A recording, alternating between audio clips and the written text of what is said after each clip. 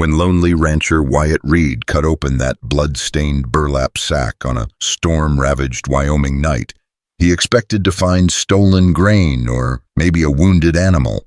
Instead, he found Lydia Sawyer bruised, terrified, and gasping the words that would ignite a deadly war against the most ruthless human trafficking ring in the territory. Please don't let them take me again. What followed was a battle for survival that would test every ounce of courage they possessed and forge an unbreakable bond in the crucible of violence and vengeance. Stay with me until the end of this incredible true story of survival and justice, and comment below with your city so I can see how far this tale has traveled across the world. Stay with me until the end of this incredible true story of survival and justice, and comment below with your city so I can see how far this tale has traveled across the world. Part 1. The wind howled across the desolate Wyoming plains like the cry of 1,000 lost souls driving sheets of rain against the weathered walls of Wyatt Reed's ranch house. Lightning split the darkness in jagged veins, illuminating the stark landscape for brief, terrible moments before plunging it back into shadow. It was the kind of night that made honest men lock their doors and pray for dawn, the kind of night when evil things stirred in the darkness. Wyatt stood at his kitchen window, a cup of cold coffee forgotten in his weathered hands, watching the storm rage across his land. At 42, he was a man carved from the harsh beauty of this unforgiving territory, tall and lean, with sun-weathered skin and eyes the color of winter sky. 3 years had passed since cholera had claimed his wife Sarah and their unborn child. 3 years of working this ranch alone, speaking to no one but his horses and the ghosts that haunted his dreams. The isolation suited him. Out here, 20 miles from the nearest town of Copper Ridge, he could lose himself in the endless cycle of work and weather, could almost forget the sound of Sarah's laughter or the way she used to hum while braiding her hair. Almost. A sharp crack of thunder shook the house, followed immediately by a sound that made Wyatt's blood run cold. A human cry, thin and desperate, cutting through the storm like a knife through flesh. He set down his cup and listened, his body tense as a coiled spring. There it was again, fainter now, but unmistakably real. "Help, please!" The voice was coming from somewhere near the barn. Wyatt grabbed his rifle from above the fireplace and shrugged into his heavy coat, the familiar weight of the Winchester a comfort in his hands. He'd learned long ago that in this territory, a man who hesitated when trouble came calling was a man who didn't live long. The rain hit him like a physical blow as he stepped onto the porch, the wind nearly knocking him sideways. He pulled his hat low and fought his way across the muddy yard, his boots sliding in the treacherous muck. The barn loomed ahead, a dark bulk against the storm-torn sky. The cry came again, weaker now, and Wyatt realized it wasn't coming from the barn itself, but from the old storage shed beside it. His heart hammered against his ribs as he approached the weathered structure. The door stood slightly ajar, creaking on rusted hinges with each gust of wind. "Hello!" he called out, raising his voice above the storm. "Someone there?" A whimper answered him, so faint he almost missed it. Wyatt pushed the door wider and stepped inside, water streaming from his coat onto the dirt floor. The shed was black as a tomb, smelling of old hay and something else, something metallic and wrong. Lightning flashed outside, and in that brief moment of illumination, Wyatt saw it. A large burlap sack lying in the center of the shed floor, moving with weak, desperate struggles. His breath caught in his throat as understanding crashed over him like a cold wave. "Jesus Christ," he breathed, dropping to his knees beside the sack. The fabric was rough and stained with what looked like dried blood. Wyatt fumbled for his knife, his hands shaking as he worked the blade through the thick rope that bound the sack closed. The movements inside grew more frantic at the sound of his voice. "Hold on," he said, his voice rough with emotion. "Hold on, I'm getting you out." The rope parted with a final slice, and Wyatt pulled the sack open. What he saw made his stomach lurch and his anger ignite like a brush fire. A young woman lay curled inside, her wrists bound with leather strips, her mouth gagged with a filthy rag. Her dress was torn and muddy, her dark hair matted with blood from a gash above her left temple. But it was her eyes that hit him hardest, wide and terrified, yet burning with a fierce determination to survive. "Oh, God," Wyatt whispered carefully, lifting her from the sack. She couldn't weigh more than 100 pounds, her body trembling with cold and shock. "You're safe now, you're safe." He cut the bonds at her wrists and gently removed the gag, his jaw clenching at the angry red marks the rope had left on her pale skin. The moment her mouth was free, she gasped desperately for air, her chest heaving. "Please," she whispered, her voice barely audible above the storm, "please don't let them take me again." The words hit Wyatt like a physical blow. He looked down at this broken, terrified woman and felt something awaken in his chest that had been dead for 3 long years, a burning need to protect, to fight, to make the bastards who had done this pay in blood. "Nobody's taking you anywhere," he said fiercely, gathering her into his arms. "I promise you that. What's your name?" "Lydia." She managed her fingers, clutching weakly at his coat. "Lydia Sawyer. I'm Wyatt Reed. This is my ranch and you're under my protection now." He carried her through the storm to his house, kicking the door shut behind them and setting her gently on the old sofa near the fireplace. In the warm glow of the lamplight, he could see the full extent of her injuries, bruises blooming purple and black across her arms and face, cuts and scrapes covering her hands and legs. Someone had hurt her badly and recently. "We need to get you warm and dry," Wyatt said, moving to stoke the fire. "Then we'll tend those wounds." Lydia tried to sit up straighter, wincing with the effort. "They'll come looking for me," she said urgently. "The men who took me. When they find that sack empty, they'll search everywhere." Wyatt turned from the fireplace, his eyes hard as flint. "Let them come. This is my land, and I'll be damned if I let anyone hurt you here." He brought her a thick blanket and a glass of water, watching as she drank greedily. Color was slowly returning to her cheeks, and her breathing was becoming more regular. "How long were you in that sack?" he asked gently. Lydia closed her eyes as if trying to shut out the memory. "Hours, I think. Maybe longer. It's hard to remember. They drugged me with something after—" She shuddered and pulled the blanket tighter around herself. "After what, Lydia?" When she looked at him, there was a depth of pain in her eyes that made Wyatt's chest ache. "After they killed my husband." The words hung in the air like smoke from a funeral pyre. Wyatt felt his hands clench into fists, the urge to violence rising in him like a tide. "Tell me what happened," he said quietly. Lydia was silent for a long moment, staring into the dancing flames of the fire. When she spoke, her voice was steady, despite the tears that slipped down her cheeks. "We were traveling from Kansas to Oregon Territory, my husband Thomas and I. We'd joined a wagon train in Independence, thought there was safety in numbers." She laughed bitterly. How wrong we were. "What happened to the train?" "Attacked 3 days ago, just after we made camp for the evening. But it wasn't Indians like we first thought. It was white men, masked and armed. They killed most of the men right away, including—" Her voice broke. "Including Thomas. He tried to protect me, tried to fight them off, but there were too many." Wyatt reached out and covered her hand with his, feeling the tremor that ran through her at his touch. "You don't have to tell me this now. You need rest." "No," she said fiercely, her eyes blazing. "I need to tell someone. I need someone to know what they did, what they're planning to do to the others." "Others, the younger women. They took 6 of us all, between 16 and 25. The older women and children, they just left them with the bodies." Fresh tears spilled over. "We were tied up and thrown into a wagon. I heard them talking about Fort Rock, about buyers waiting there. They were going to sell us." Wyatt's vision went red around the edges. Human trafficking wasn't unheard of in the territories, but it was usually the work of desperate men acting alone. This sounded organized, professional. "Did you see their faces? Hear any names?" "They were masked most of the time, but I heard the leader talking to one of his men, called him Pike. And there was something else. They all had the same mark burned into their saddles. Looked like a snake's head with its mouth open, painted red.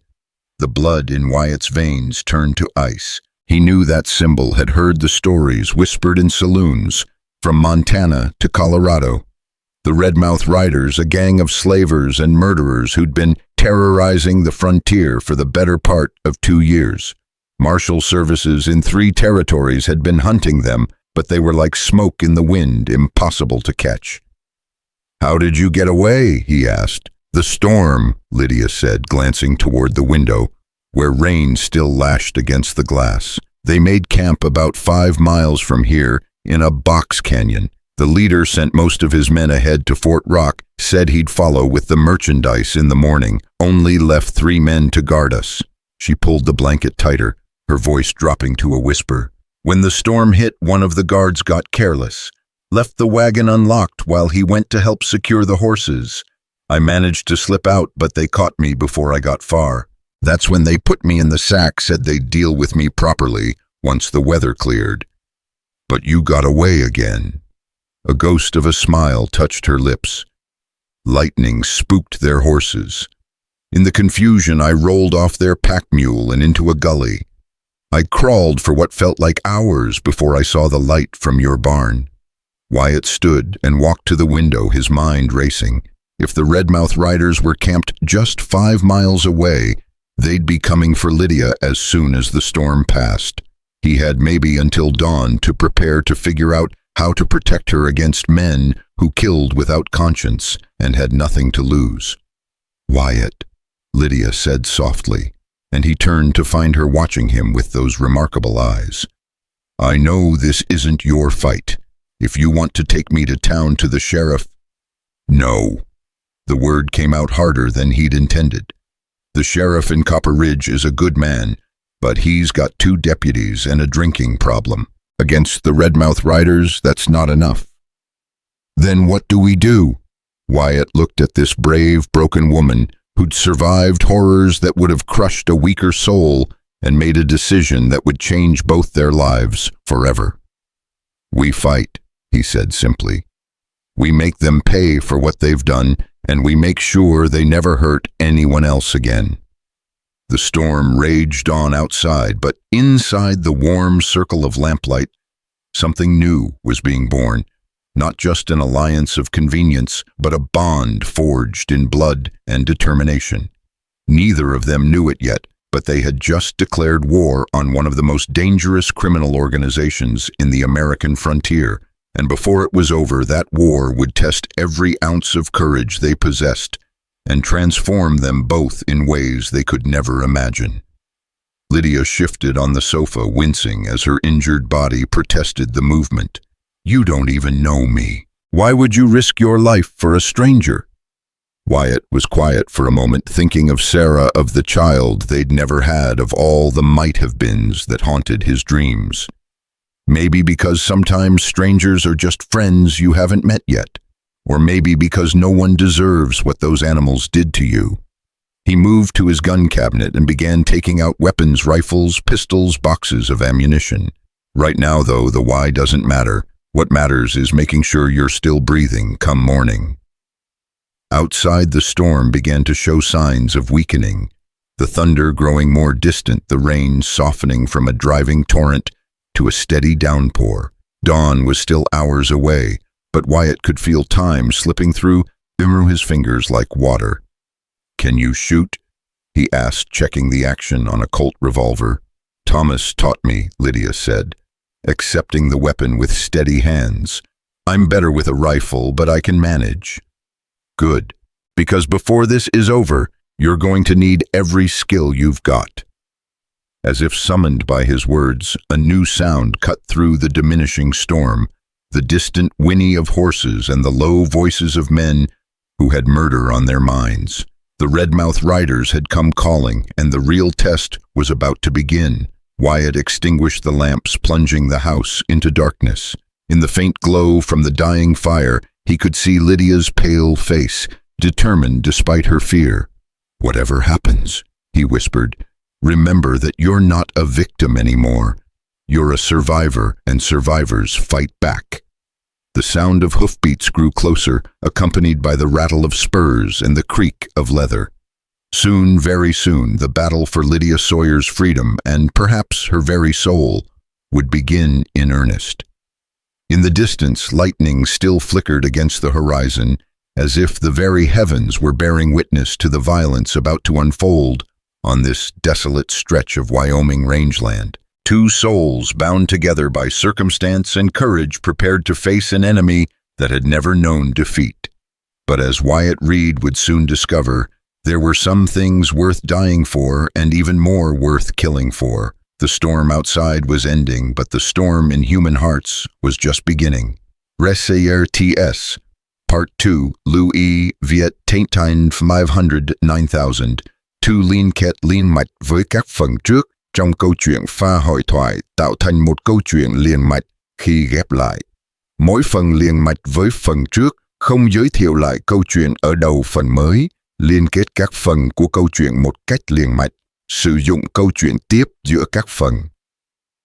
Duy trì chủ đề, tránh ngắt quãng đột ngột, không sử dụng gạch đầu dòng hoặc tiêu đề phụ phong cách kể chuyện Mỹ Hoa Kỳ, giống văn giàu cảm xúc. Kể theo ngôi thứ ba, giữ độ kịch tính không viết.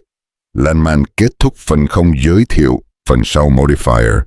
The hoofbeats stopped just beyond the ridge that overlooked Wyatt's ranch, close enough that he could hear the jingle of spurs and the low murmur of voices carried on the wind.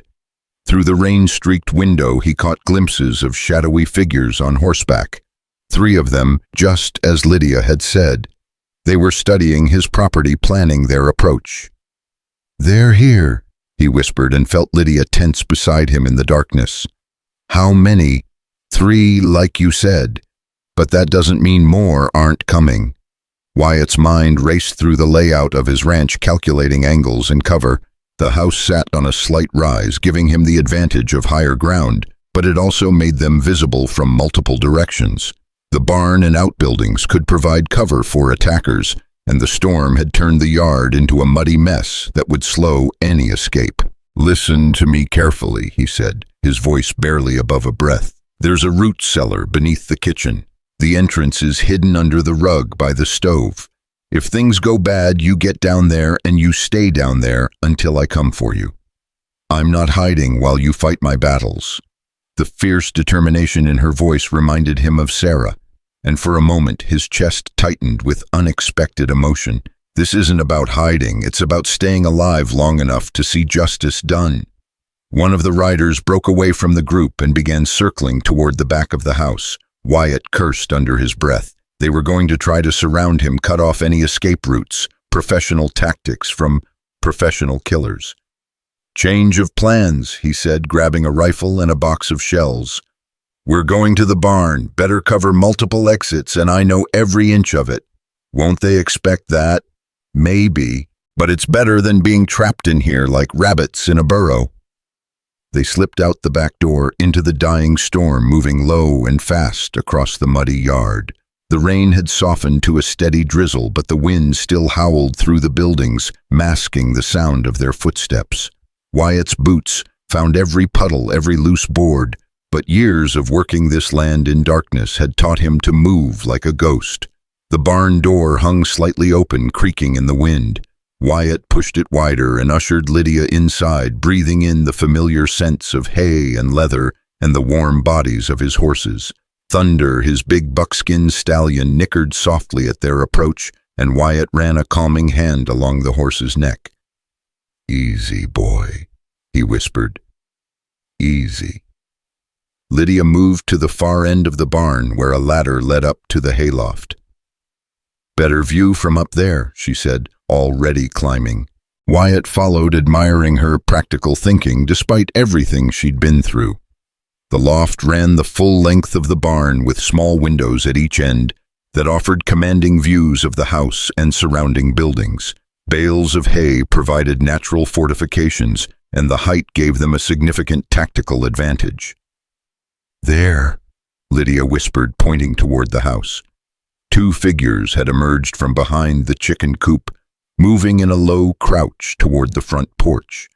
Even in the dim light, Wyatt could make out the red bandanas tied around their necks, and the distinctive shape of the snake mouth symbol painted on their hat bands. "Redmouth Riders, all right," he muttered, settling his rifle across a hay bale and sighting down the barrel. "The third one, still circling. He'll show himself soon enough." As if summoned by his words, a voice called out from the darkness near the house, rough and commanding with the lazy drawl of a man accustomed to being obeyed. "Reed, Wyatt. Reed, we know you're in there, and we know you got something that belongs to us." Wyatt didn't answer, his finger resting lightly on the trigger. Beside him, Lydia gripped her pistol with white knuckles, her breathing quick and shallow. "We don't want any trouble with you, Reed," the voice continued. "Just send out the girl and we'll be on our way. No harm, no foul." "Like hell," Wyatt breathed. The speaker stepped into view now, a tall man in a long coat, with a wide-brimmed hat pulled low over his eyes. Even at this distance, Wyatt could see the cruel set of his mouth and the casual way he held his rifle, like a man who'd killed so often it had become as natural as breathing. "I'm gonna count to 10, Reed. Then we come in after her and things get real unpleasant real fast." 1. Wyatt shifted his aim, centering the rifle's sights on the man's chest. At this range he couldn't miss, but killing one would only bring the others running. Better to wait to see how they planned to play this. 2, 3. Lydia's hand found his arm, her fingers tight with fear. "Wyatt, maybe we should—" "No," he said firmly. "Whatever they did to you before, whatever they're planning to do, it ends here." 4, 5. The second rider had moved around to the side of the house now, his rifle trained on the front door. The third was nowhere to be seen, which worried Wyatt more than the two he could track. 6, 7. Thunder stamped restlessly in his stall below, sensing the tension in the air. The other horses were growing agitated too, their ears pricked forward, nostrils flaring. 8, 9. The leader raised his rifle toward the house, and Wyatt knew the talking was over. These men had come to collect their property, and they didn't much care who died in the process. 10.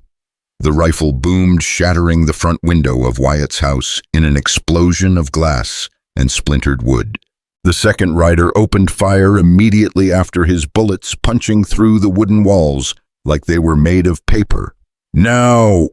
Wyatt snarled, squeezing the trigger. His shot took the leader's center mass, spinning him around and dropping him into the mud with a wet thud. The second rider whirled toward the barn, his muzzle flash bright in the darkness, but Wyatt was already rolling sideways, hay exploding around him as bullets whined overhead. Lydia's pistol cracked twice, her shots going wide, but close enough to send the second rider diving for cover behind the water trough. The sound of her gun firing seemed to unlock something inside her, and when Wyatt looked at her face, he saw not fear, but a cold, calculating fury that reminded him she was a survivor, not a victim. "Where's the third one?" she asked, reloading with practiced efficiency. Her question was answered by the sound of splintering wood from below. The barn door crashed open, and boots thundered across the floor toward the ladder. "Up there!" a harsh voice shouted. "They're in the loft." Wyatt rolled to the edge of the platform and fired straight down, his bullet catching the climbing man in the shoulder and sending him tumbling back to the barn floor with a scream of pain and rage. "You bastard!" the wounded man howled. "You shot me." "That was just a warning," Wyatt called back. "Next one goes between your eyes." But even as he spoke, he could see the man struggling to his feet, blood streaming from his wounded shoulder, but his gun hand still steady. This wasn't over by a long shot. The second rider had found his courage again and was advancing on the barn, using the water trough and feed bins for cover. His rifle spoke again, and splinters erupted from the barn wall inches from Lydia's head. "We need to move," Wyatt said, grabbing her hand. "They'll burn us out if we stay here." The far end of the loft had a hay door that opened onto the corral behind the barn. It was a 12-foot drop, but the mud would cushion their landing. More importantly, it would put them on the opposite side of the building from the shooters. "Can you make it?" he asked. Lydia looked at the drop and nodded grimly. After what I've been through, a little fall doesn't scare me. Another bullet whined past them, and Wyatt made the decision. Go now. Lydia didn't hesitate. She swung her legs over the edge of the hay door and dropped into the darkness, landing with a splash in the muddy corral. Wyatt followed immediately after, his boots slipping in the muck as he rolled to absorb the impact. They were behind the barn now, temporarily safe, but trapped between the building and the fence line. Wyatt could hear voices inside the barn, the wounded man directing his partner to search the loft. It wouldn't take them long to figure out where their quarry had gone. "The horses?" Lydia whispered. "Can we reach them?" Wyatt shook his head. "Too risky. They'd cut us down before we got 10 feet. A new sound made them both freeze, the crackle and roar of flames. Through the barn windows they could see an orange glow beginning to spread. "Sons of bitches are burning it down," Wyatt growled. The fire spread quickly through the dry hay and old wood, sending thick smoke billowing into the night sky. Inside, the horses were screaming in terror, and Wyatt felt his heart clench at the sound. Thunder and the others had been his constant companions through 3 years of loneliness, and now they were going to die because of his decision to help a stranger. "I have to get them out," he said, starting toward the barn. Lydia caught his arm. "It's suicide. The whole place is going up. I can't just let them burn, and I can't let you die trying to save them. Thomas would have done the same thing, charged in without thinking, gotten himself killed for nothing." The pain in her voice stopped him cold. She was right, of course. The barn was already half consumed by flames, and anyone who went inside now wouldn't be coming back out. But that didn't make it easier to listen to his horses dying. The sound of approaching footsteps sent them both scrambling for new cover behind a pile of fence posts. 2 figures emerged from the barn, silhouetted against the roaring flames. The wounded man was leaning heavily on his partner, his left arm hanging useless at his side. "Burn them out," the wounded man was saying through gritted teeth. "Burn everything. Boss said to bring the girl back, but he didn't say she had to be in one piece." "What about the rancher?" "What about him? He killed Jake, shot me. Far as I'm concerned, he's a dead man." They were moving toward the house now, carrying torches made from burning hay. Wyatt realized with growing horror that they meant to burn him out completely, to turn his home into a funeral pyre for anyone inside. "We have to stop them," he whispered. "How it's 2 against 2, and they have us outgunned." But even as Lydia spoke, Wyatt was thinking about the layout of his property, about advantages he might have that these strangers wouldn't know about. The old mine shaft his father had dug 40 years ago, looking for silver that was never there. The drainage ditch that ran behind the chicken coop. The loose board in the porch that squeaked like a rusty gate when anyone stepped on it. "I know this land," he said. "Every rock, every tree, every hiding place. That gives us an edge." "What's your plan?" Wyatt checked his rifle, counting the remaining cartridges. "You circle around to the front, stay low, use the chicken coop for cover. When I give the signal, you start shooting. Doesn't matter if you hit anything, just make noise, make them think you're the main threat." "What's the signal?" "You'll know it when you hear it." "And what will you be doing while I'm drawing their fire?" Wyatt's smile in the firelight was cold as winter. "Something they won't expect." The drainage ditch ran from behind the house all the way to the creek, deep enough for a man to crawl through if he didn't mind getting wet and muddy. Wyatt had dug most of it himself during the wet spring 2 years ago, when flooding had threatened to wash away his newly planted garden. Now it might just save their lives. He dropped into the ditch and began crawling toward the house, the muddy water soaking through his clothes and chilling him to the bone. Behind him he could hear Lydia moving through the darkness, working her way toward the chicken coop with the stealth of a natural hunter. The 2 Redmouth Riders had reached the house and were arguing about the best way to burn it down. The wounded one wanted to just throw their torches through the broken windows and be done with it. His partner was more cautious, worried about the girl being killed in the fire before they could recover her. Boss wants her alive, the cautious one was saying. Dead women don't bring top dollar at auction. She won't be much good to anyone if she's burned to a crisp, the wounded man replied. Besides, we lost Jake. Boss is gonna want blood for that. Then we do this smart. You circle around back, make sure they don't slip out. I'll go in the front, flush them out. What if they ain't in there? What if they're hiding somewhere else? Then we burn everything until we find them. Wyatt was close enough now to see their faces in the flickering light of their torches. The wounded man was pale and sweating, his shirt soaked with blood from the shoulder wound, but his eyes were hard and determined, the eyes of a killer who wouldn't stop until his job was finished. The cautious one was younger, maybe 25, with the soft look of someone who'd grown up in towns rather than on the frontier, but he carried his gun with confidence, and there was something in his manner that suggested he'd used it before. They split up just as Wyatt had hoped they would. The wounded man limped toward the back of the house while his partner approached the front porch. Wyatt waited until they were both in position, then reached into his coat pocket for the surprise he'd been saving. 3 sticks of dynamite left over from blasting stumps out of his south pasture. He'd been saving them for spring clearing, but tonight they would serve a different purpose entirely. He lit the fuse with a match, counted to 3, then hurled the dynamite toward the space between the 2 men. It landed in the mud with a wet thud, the fuse sparking and hissing in the rain. "What the hell?" the young one started to say. The explosion lit up the night like the wrath of God, a tremendous roar that shook the ground and sent both men diving for cover. Mud and debris rained down like hail, and for a moment the only sound was the ringing in Wyatt's ears. That was Lydia's signal. Her pistol began barking from the direction of the chicken coop, the muzzle flashes bright against the darkness. She was shooting fast and wild, just as he'd told her to, making as much noise as possible. The young rider rolled to his feet, disoriented and covered in mud, his torch extinguished by the blast. He fired blindly toward the chicken coop, trying to locate Lydia's position. The wounded man was slower to recover, struggling to stand, with his injured shoulders screaming in pain.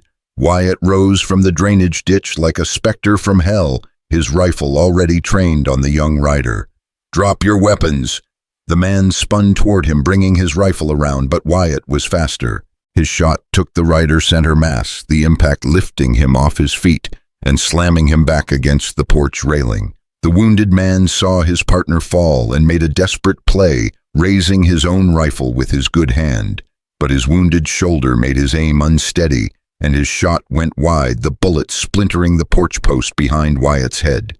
Lydia's voice cut through the gunfire, cold and deadly. "That's for my husband, you bastard!" Her shot took the wounded man in the chest, and he dropped his rifle, falling to his knees in the mud. For a moment he knelt there, swaying, his eyes wide with shock and pain. Then he toppled forward and lay still. Silence settled over the ranch like a blanket, broken only by the crackle of flames from the burning barn and the distant rumble of thunder. Wyatt walked over to check the bodies, making sure both men were truly dead. The young one had died instantly, but the wounded man was still breathing, his eyes fluttering open as Wyatt knelt beside him. You don't know what you've done," the man gasped, blood frothing at his lips. "The boss, he'll come for her. He'll come for both of you." "What's his name?" Wyatt demanded. "Where can I find him?" The man's laugh turned into a cough that brought up more blood. Marcus Kellerman. They call him the Red Snake. Fort Rock. He's got buyers waiting." "How many men does he have?" "More than you can handle, rancher. More than you can possibly handle." The light faded from the man's eyes, and he died with that mocking smile still on his lips. Wyatt stood slowly, feeling the weight of what they'd just learned. Marcus Kellerman, he'd heard that name whispered in saloons from Denver to Cheyenne. If half the stories were true, they'd just declared war on one of the most dangerous men in the territories. Lydia emerged from the shadows by the chicken coop, her pistol still in her hand, her face streaked with mud and smoke. She looked at the bodies, then at the burning barn, and for a moment her composure cracked.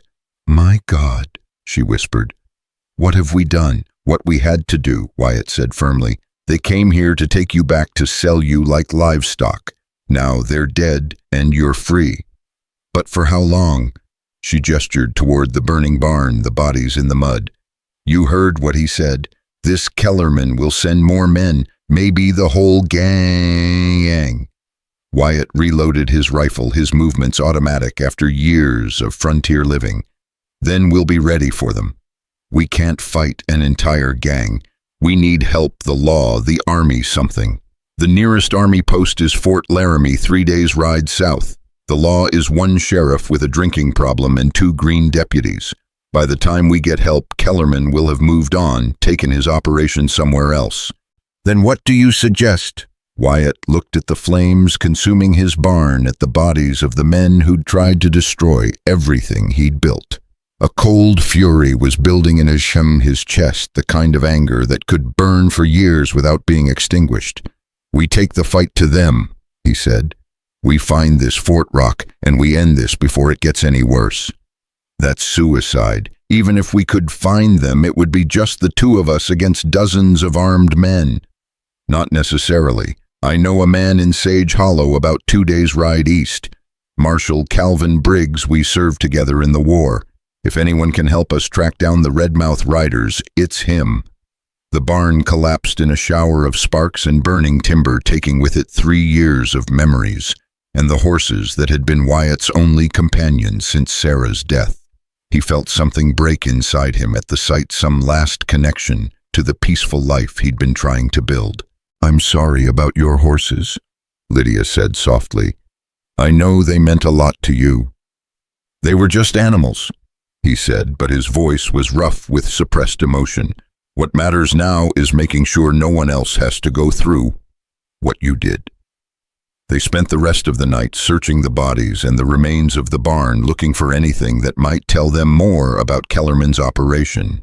The dead men carried little of value, some coins, tobacco, and ammunition. But in the saddlebags of their horses, Wyatt found something interesting. A map marked with several locations, including Fort Rock, and what looked like a network of camps and hideouts stretching across 3 territories. They're bigger than I thought, he said, studying the markings by lamplight in his kitchen. This isn't just one gang, it's an organization. Multiple camps, established routes, supply lines. Lydia leaned over his shoulder to look at the map, her hair brushing against his cheek. What's this mark here? She pointed to a symbol near Fort Rock. Looks like a railroad spur. They're using the trains to move people, probably shipping them back east to the big cities where they can disappear into the crowds. The implications were staggering.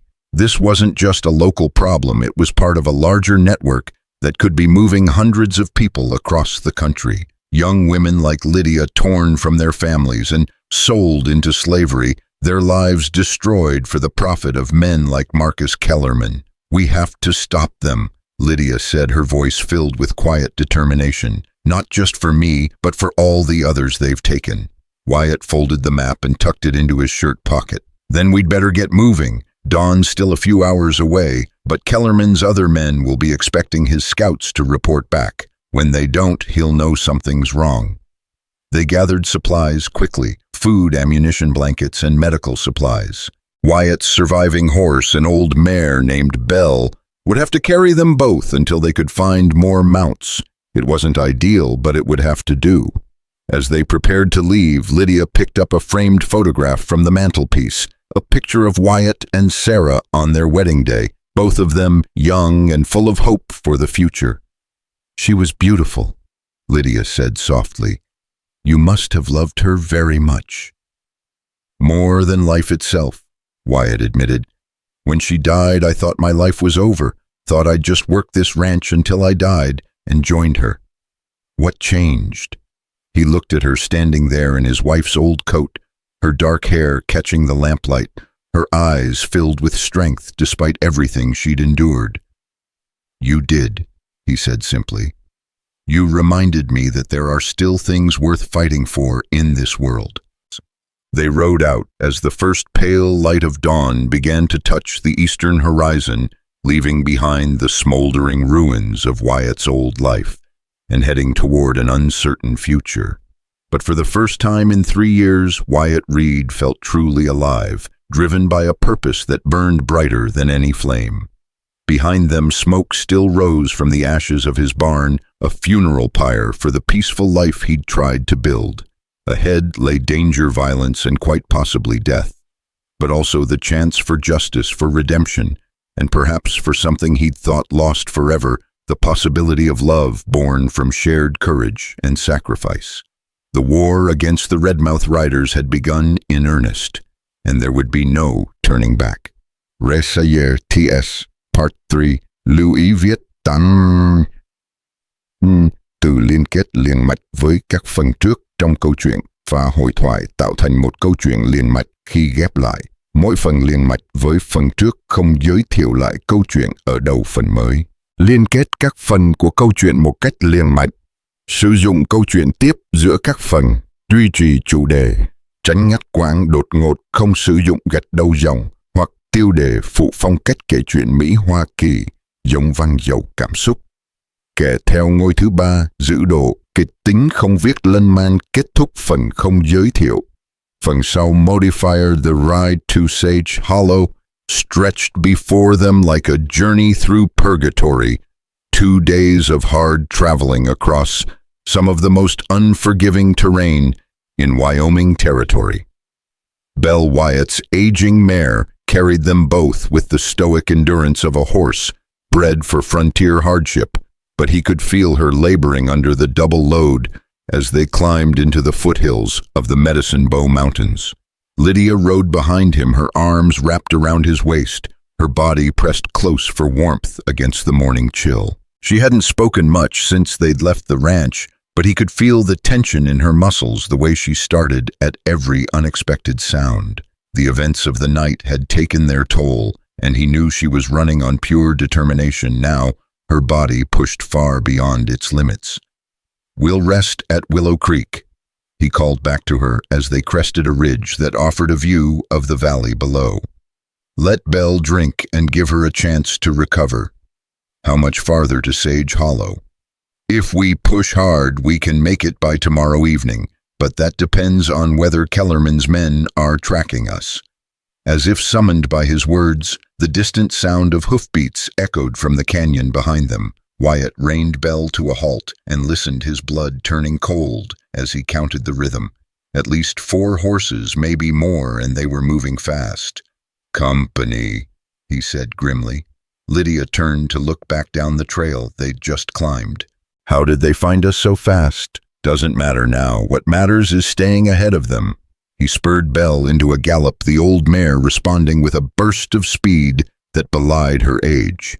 They thundered down the far side of the ridge hooves, striking sparks from the rocky trail, Belle's breathing growing more labored with each stride. The landscape here was a maze of canyons and mesas carved by centuries of wind and water into a natural fortress of stone. Wyatt knew these trails from hunting trips with his father years ago, but in the growing daylight they offered little concealment from pursuers who knew how to track. There, Lydia pointed toward a narrow gap between 2 towering rock formations. "Can we lose them in there, Devil's Gate?" Wyatt said, recognizing the formation. "It's a dead end, but there's a cave system that might offer shelter." They plunged into the narrow canyon, the walls rising on either side like the ramparts of some ancient castle. The trail here was barely wide enough for a single horse, forcing Belle to pick her way carefully between the tumbled boulders that littered the canyon floor. The cave, Wyatt remembered, was tucked into a fold in the rock wall, hidden from casual view, but large enough to shelter both horse and riders. He'd sheltered there during a blizzard 5 years ago, and the memory of warmth and safety drew him forward now, like a beacon. "In here," he said, dismounting and leading Belle into the shadowy recess. The cave was deeper than it appeared from outside, extending back into the mountain for 30 feet or more. Ancient pictographs covered the walls, painted by Indians, who'd used this shelter long before white men ever set foot in the territory. The air smelled of dust and age and something else, the faint metallic scent of old blood. Lydia slid down from Belle's back, her legs nearly buckling as her feet hit solid ground. The ride had been harder on her than she'd let on, and Wyatt could see exhaustion written in every line of her face.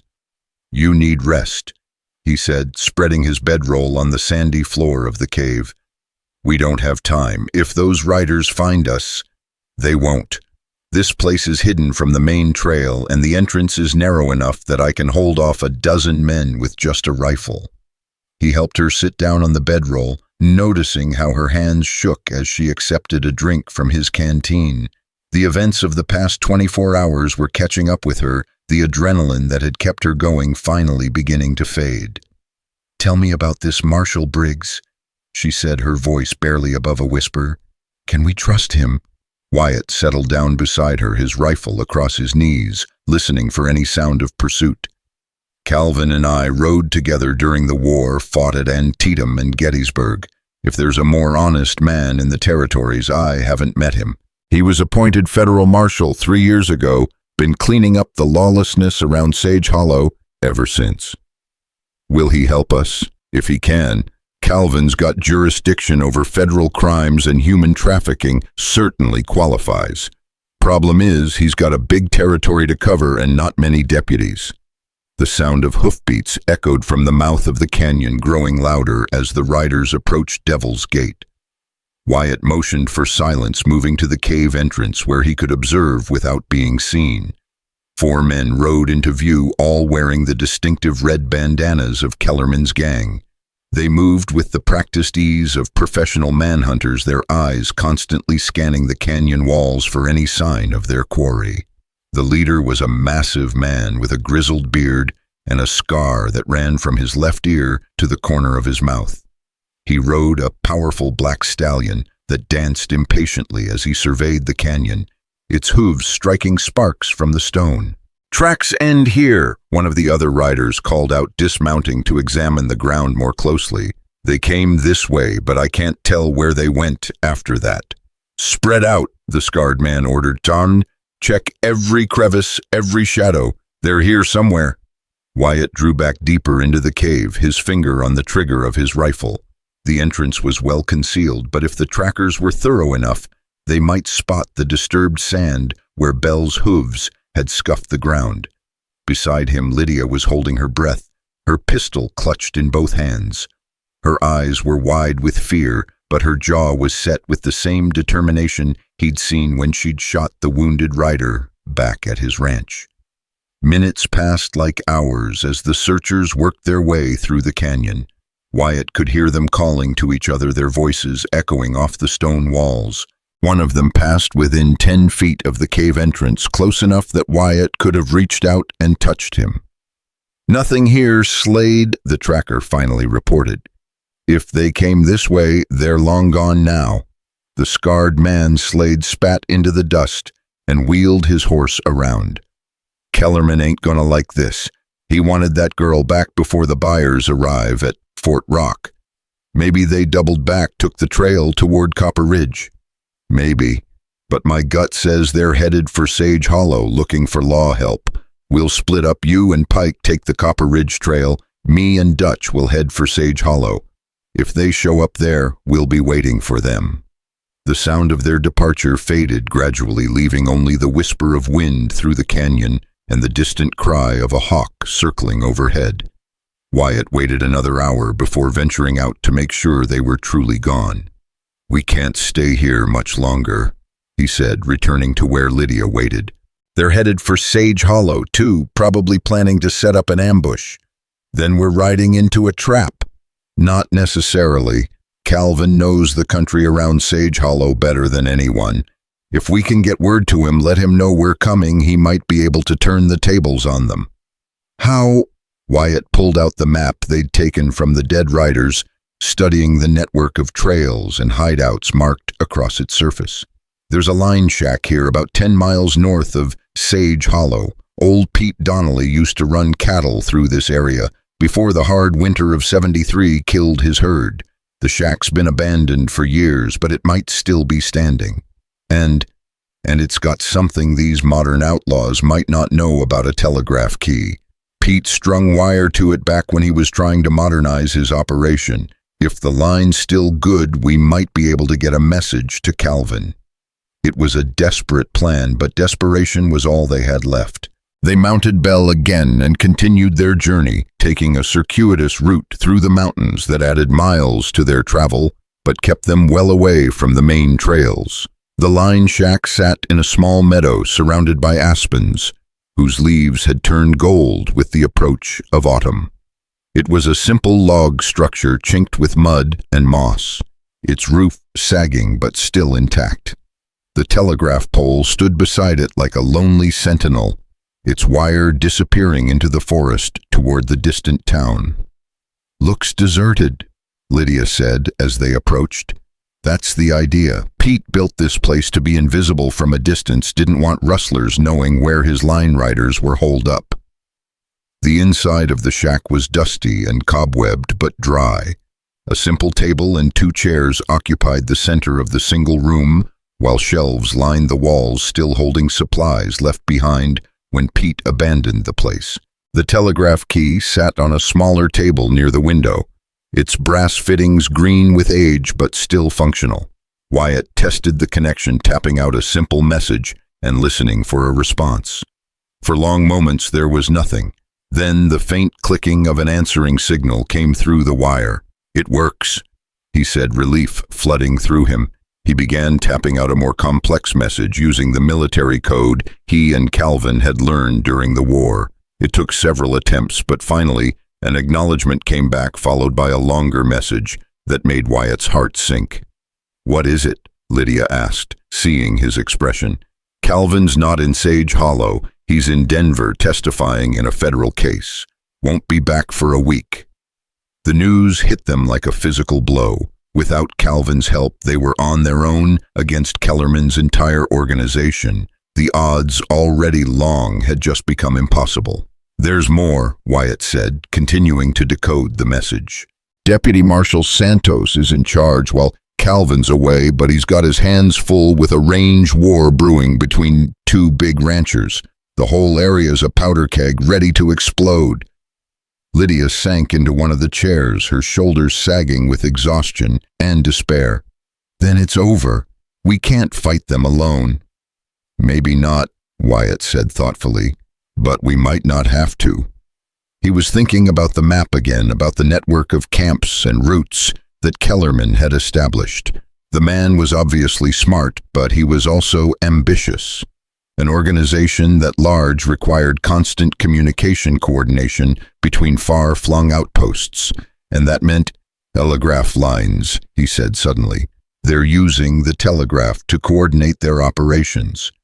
So if we can intercept their communications, learn when and where they're moving people, we might be able to turn their own system against them. It was a long shot, but it was the only shot they had. Wyatt spent the next several hours at the telegraph key, carefully monitoring the frequencies used by various stations throughout the territory.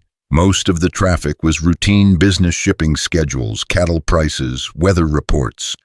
But as evening approached, he began picking up messages that followed a different pattern. "Listen to this," he said, transcribing a message as it came through. "Shipment of 12 arriving Fort Rock tomorrow evening. Buyers confirmed. Arrange transport per usual schedule." Lydia leaned over his shoulder to read the message. 12 people, 12 women most likely, and they're being moved tomorrow night. We have to do something.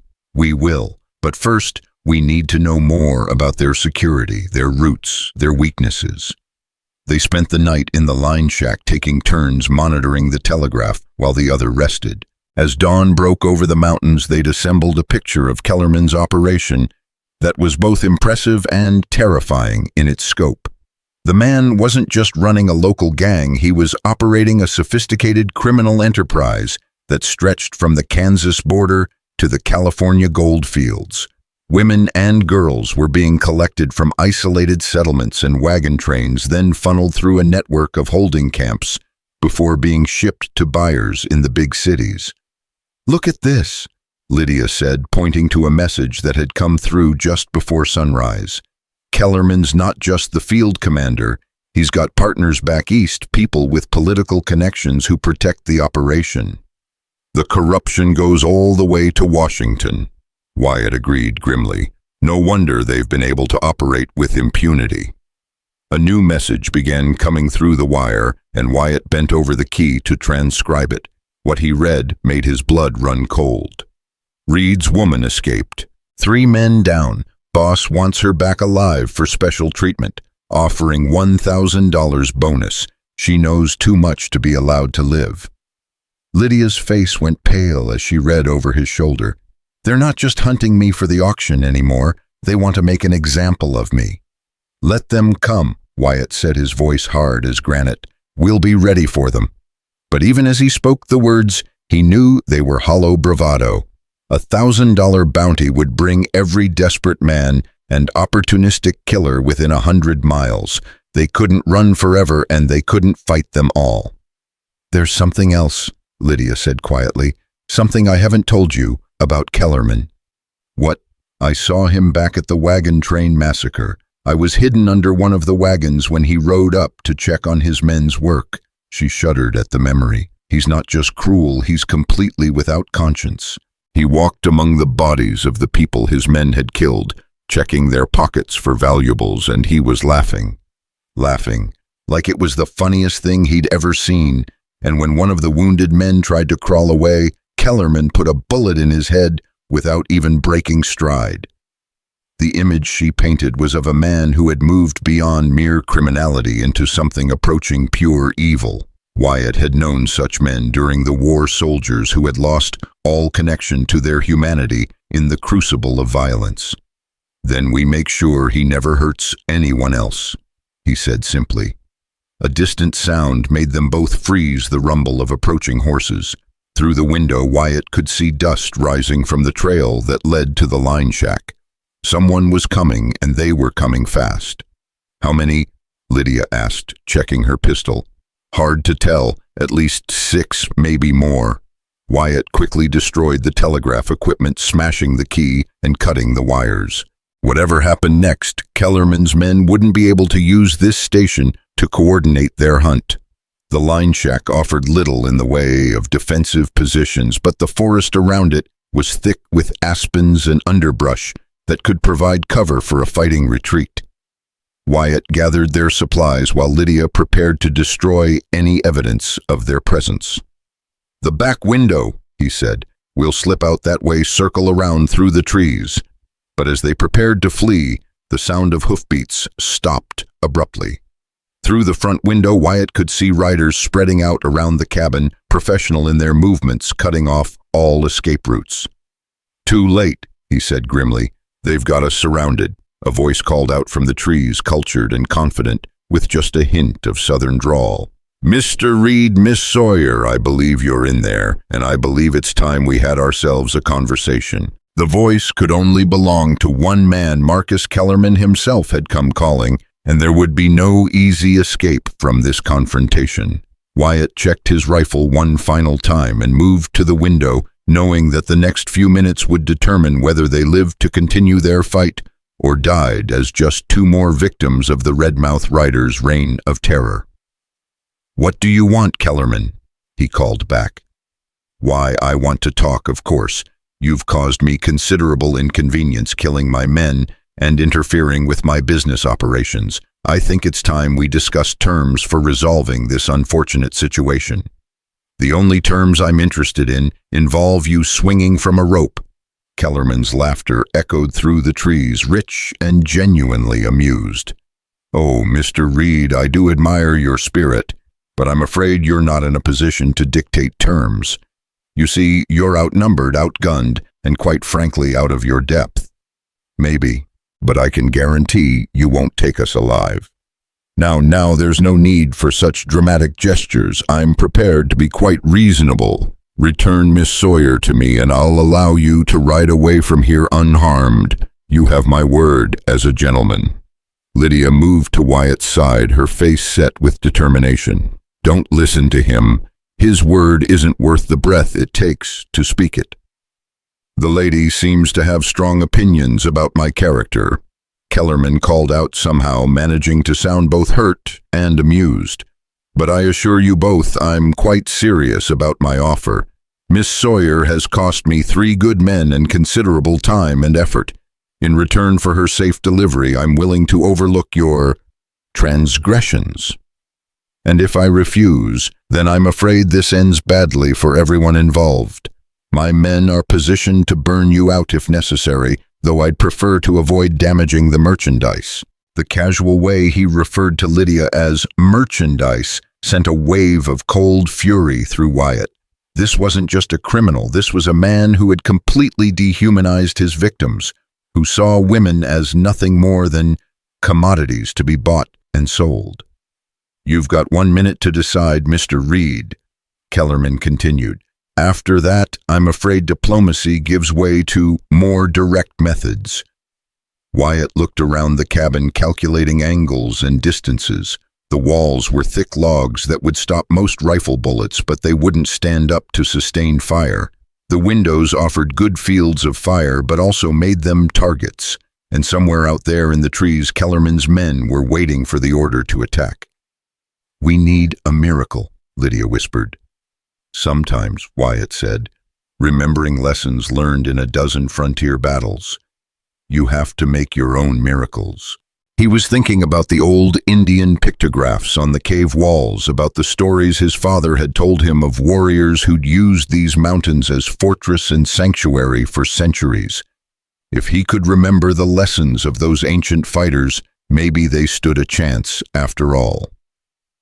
"Time's up, Mr. Reed." Kellerman's voice had lost its veneer of civilized politeness, revealing the cold menace beneath.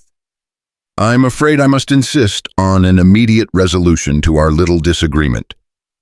The first rifle shot shattered the morning silence, splintering the window frame inches from Wyatt's head. The war for Lydia Sawyer's freedom had entered its deadliest phase, and only one side would walk away from the smoking ruins of Pete Donnelly's old line shack. Resayer T.S. Part 4 Louis Viet Tam Chan Nan từ liên kết liên mạch với các phần trước trong câu chuyện pha hội thoại, tạo thành một câu chuyện liên mạch khi ghép lại. Mỗi phần liên mạch với phần trước không giới thiệu lại câu chuyện ở đầu phần mới. Liên kết các phần của câu chuyện một cách liên mạch, sử dụng câu chuyện tiếp giữa các phần, duy trì chủ đề tránh ngắt quãng, đột ngột không sử dụng gạch đầu dòng, hoặc tiêu đề phụ phong cách kể chuyện Mỹ, Hoa Kỳ, giống văng dầu cảm xúc. Kể theo ngôi thứ 3, giữ đồ kịch tính không viết, lần men kết thúc phần không giới thiệu.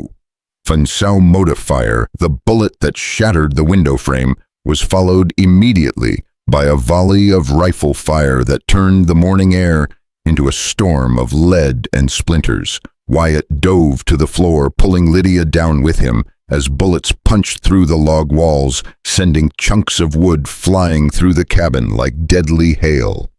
"Stay low," he shouted over the thunderous roar of gunfire. "They're trying to pin us down." The attack came from 3 sides, the shooters positioned to create overlapping fields of fire that would make any attempt to escape suicide. But Wyatt had been in similar situations during the war, trapped in farmhouses and barns, while Confederate sharpshooters tried to kill him inch by bloody inch.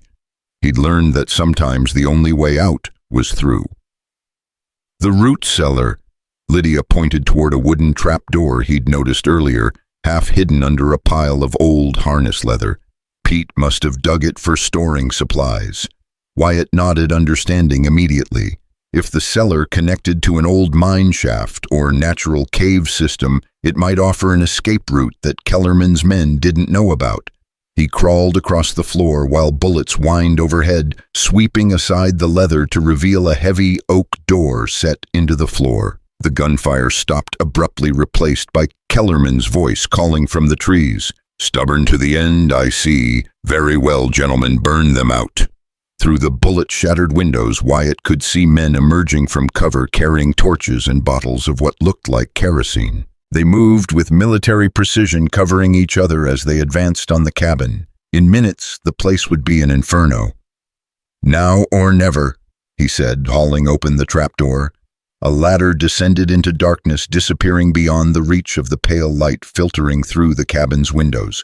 The air that rose from below was cool and damp, carrying the scent of earth and stone and something else, the faint movement of air that suggested an opening somewhere in the darkness. Lydia went first, her pistol clutched in one hand as she felt her way down the wooden rungs. Wyatt followed, pausing only to grab a kerosene lantern from the cabin's supplies.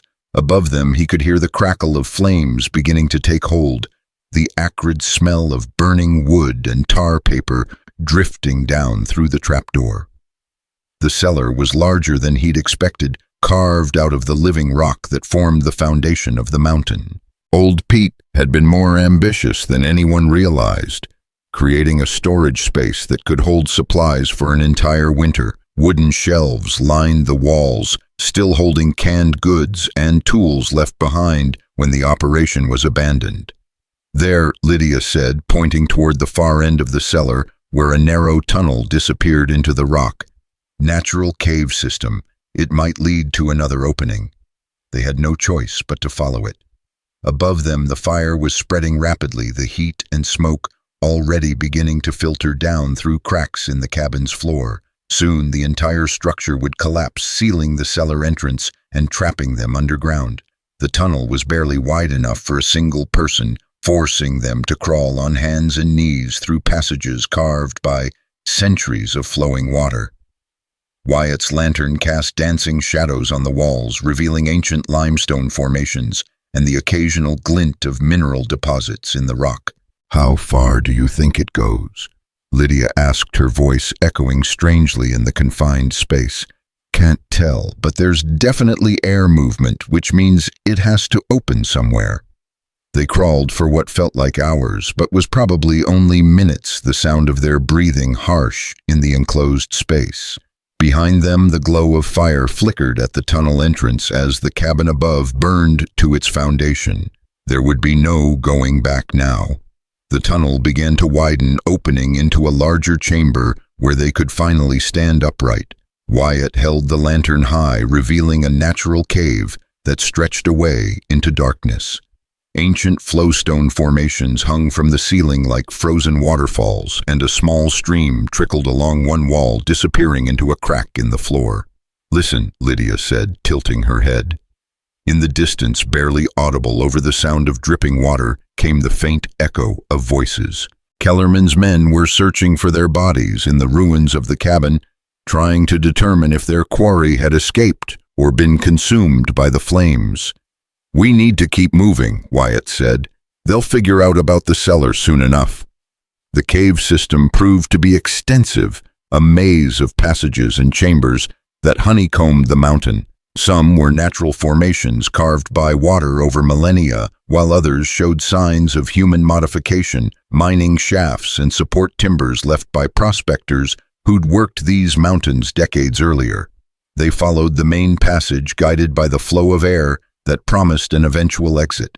The temperature remained constant, neither warm nor cold, but Wyatt could feel exhaustion beginning to take its toll on both of them. They'd been running and fighting for nearly 36 hours with little rest and less food. "Wait," Lydia said, suddenly grabbing his arm. "Do you hear that?" Wyatt listened carefully, filtering out the constant drip of water and the whisper of moving air. There, faint but unmistakable, the sound of horses and human voices somewhere above them. "They're tracking us," he said grimly. "Probably found the tunnel entrance. Can they follow us down here? If they're smart enough to bring torches and rope, yes. Kellerman strikes me as the thorough type." They pressed on with new urgency, the lantern's glow pushing back the darkness ahead of them, while shadows danced at their backs like pursuing demons. The cave began to slope upward now, following what must have been an ancient watercourse toward the surface. The voices behind them were growing closer, echoing through the passages with the distorted acoustics that made it impossible to judge exact distances. But Wyatt could make out individual words now, including several creative profanities that suggested Kellerman's men were having difficulty navigating the tight confines of the tunnel system. "There," Lydia pointed ahead to where a shaft of pale light penetrated the darkness. Daylight. The cave mouth was partially concealed by a curtain of hanging vines, and fallen rock invisible from more than a few feet away. They squeezed through the narrow opening and found themselves on a ledge high on the mountainside, looking down into a valley they didn't recognize. "Where are we?" Lydia asked, shading her eyes against the morning sun. Wyatt studied the landscape, identifying landmarks and trying to orient himself. "About 3 miles northeast of the line shack. We came farther underground than I thought." Below them, the valley floor was crisscrossed with game trails and dotted with stands of aspen and pine. A small creek wound through the center, probably the same waterway that had carved the cave system they'd just escaped. Most importantly, there was no sign of Kellerman's men. "We need to get down there and find cover," Wyatt said. "They'll be out of that cave soon enough, and this ledge is too exposed." The descent was treacherous, a series of narrow switchbacks and loose scree that threatened to send them tumbling into the valley below. But frontier life had taught them both to be sure-footed in rough terrain, and they made it to the bottom without injury. The creek provided both water and a way to mask their tracks as they waded downstream toward what Wyatt hoped would be more defensible terrain. The water was shockingly cold, fed by snowmelt from the high peaks, and within minutes his feet were numb inside his boots. "There," he said, pointing toward a cluster of large boulders that had tumbled down from the valley walls eons ago. "Natural fortress. We can hold them off there if they find us." They'd barely reached the shelter of the rocks when the first of Kellerman's men emerged from the cave, mouth high above. Even at this distance, Wyatt could see their frustration as they scanned the valley floor, trying to pick up the trail of their quarry. 8 of them, Lydia counted, studying the figures on the ledge. "Including Kellerman himself, if that's him in the black coat." "It is. I'd recognize that arrogant posture anywhere." One of the men was pointing toward the valley floor, gesturing animatedly as he spoke to the others. Wyatt couldn't hear the words, but the meaning was clear. They'd spotted signs of the escape route and were planning their next move. "They'll split up," he predicted. "Send men down both sides of the valley to cut off any escape routes, then work their way toward us systematically." "How long do we have?" "An hour, maybe less. Depends on how long it takes them to work out the descent route." Wyatt used the time to study their position and plan their defense. The boulder field offered excellent cover but limited mobility. They could hold off attackers from several directions, but if Kellerman's men managed to get above them on the valley walls, the position would become untenable. "We need to even the odds," he said, checking his rifle and counting his remaining ammunition. 8 against 2 isn't winnable in a straight fight. What do you have in mind? Wyatt was thinking about the lessons he'd learned during the war, about the unconventional tactics that had kept him alive through battles where conventional wisdom said he should have died. Sometimes victory came not from superior firepower, but from superior thinking. "That creek," he said, pointing toward the waterway that curved through the valley floor. "It's running high from recent rains, and the banks are undercut in several places. So if we could dam it temporarily, then release it all at once." He trailed off the plan forming in his mind. "Flash flood. Might not kill them, but it would sure as hell scatter them and give us a chance to pick them off individually." It was a desperate gamble, but desperation was all they had left. Using rocks and fallen timber, they constructed a crude dam across the narrowest point of the creek, creating a growing pool of backed-up water behind the barrier. The work was exhausting, but fear and determination drove them to superhuman effort. By the time Kellerman's men reached the valley floor, a substantial lake had formed behind their improvised dam. The water was already beginning to seep around the edges, and Wyatt knew they had only minutes before the whole structure gave way under the pressure. "Positions," he said, settling behind a large boulder that offered a clear field of fire toward the dam. The attackers advanced in a loose skirmish line, using available cover but moving with the confidence of men who knew they had their prey cornered. Kellerman himself remained back near the valley entrance, directing the assault while staying safely out of rifle range.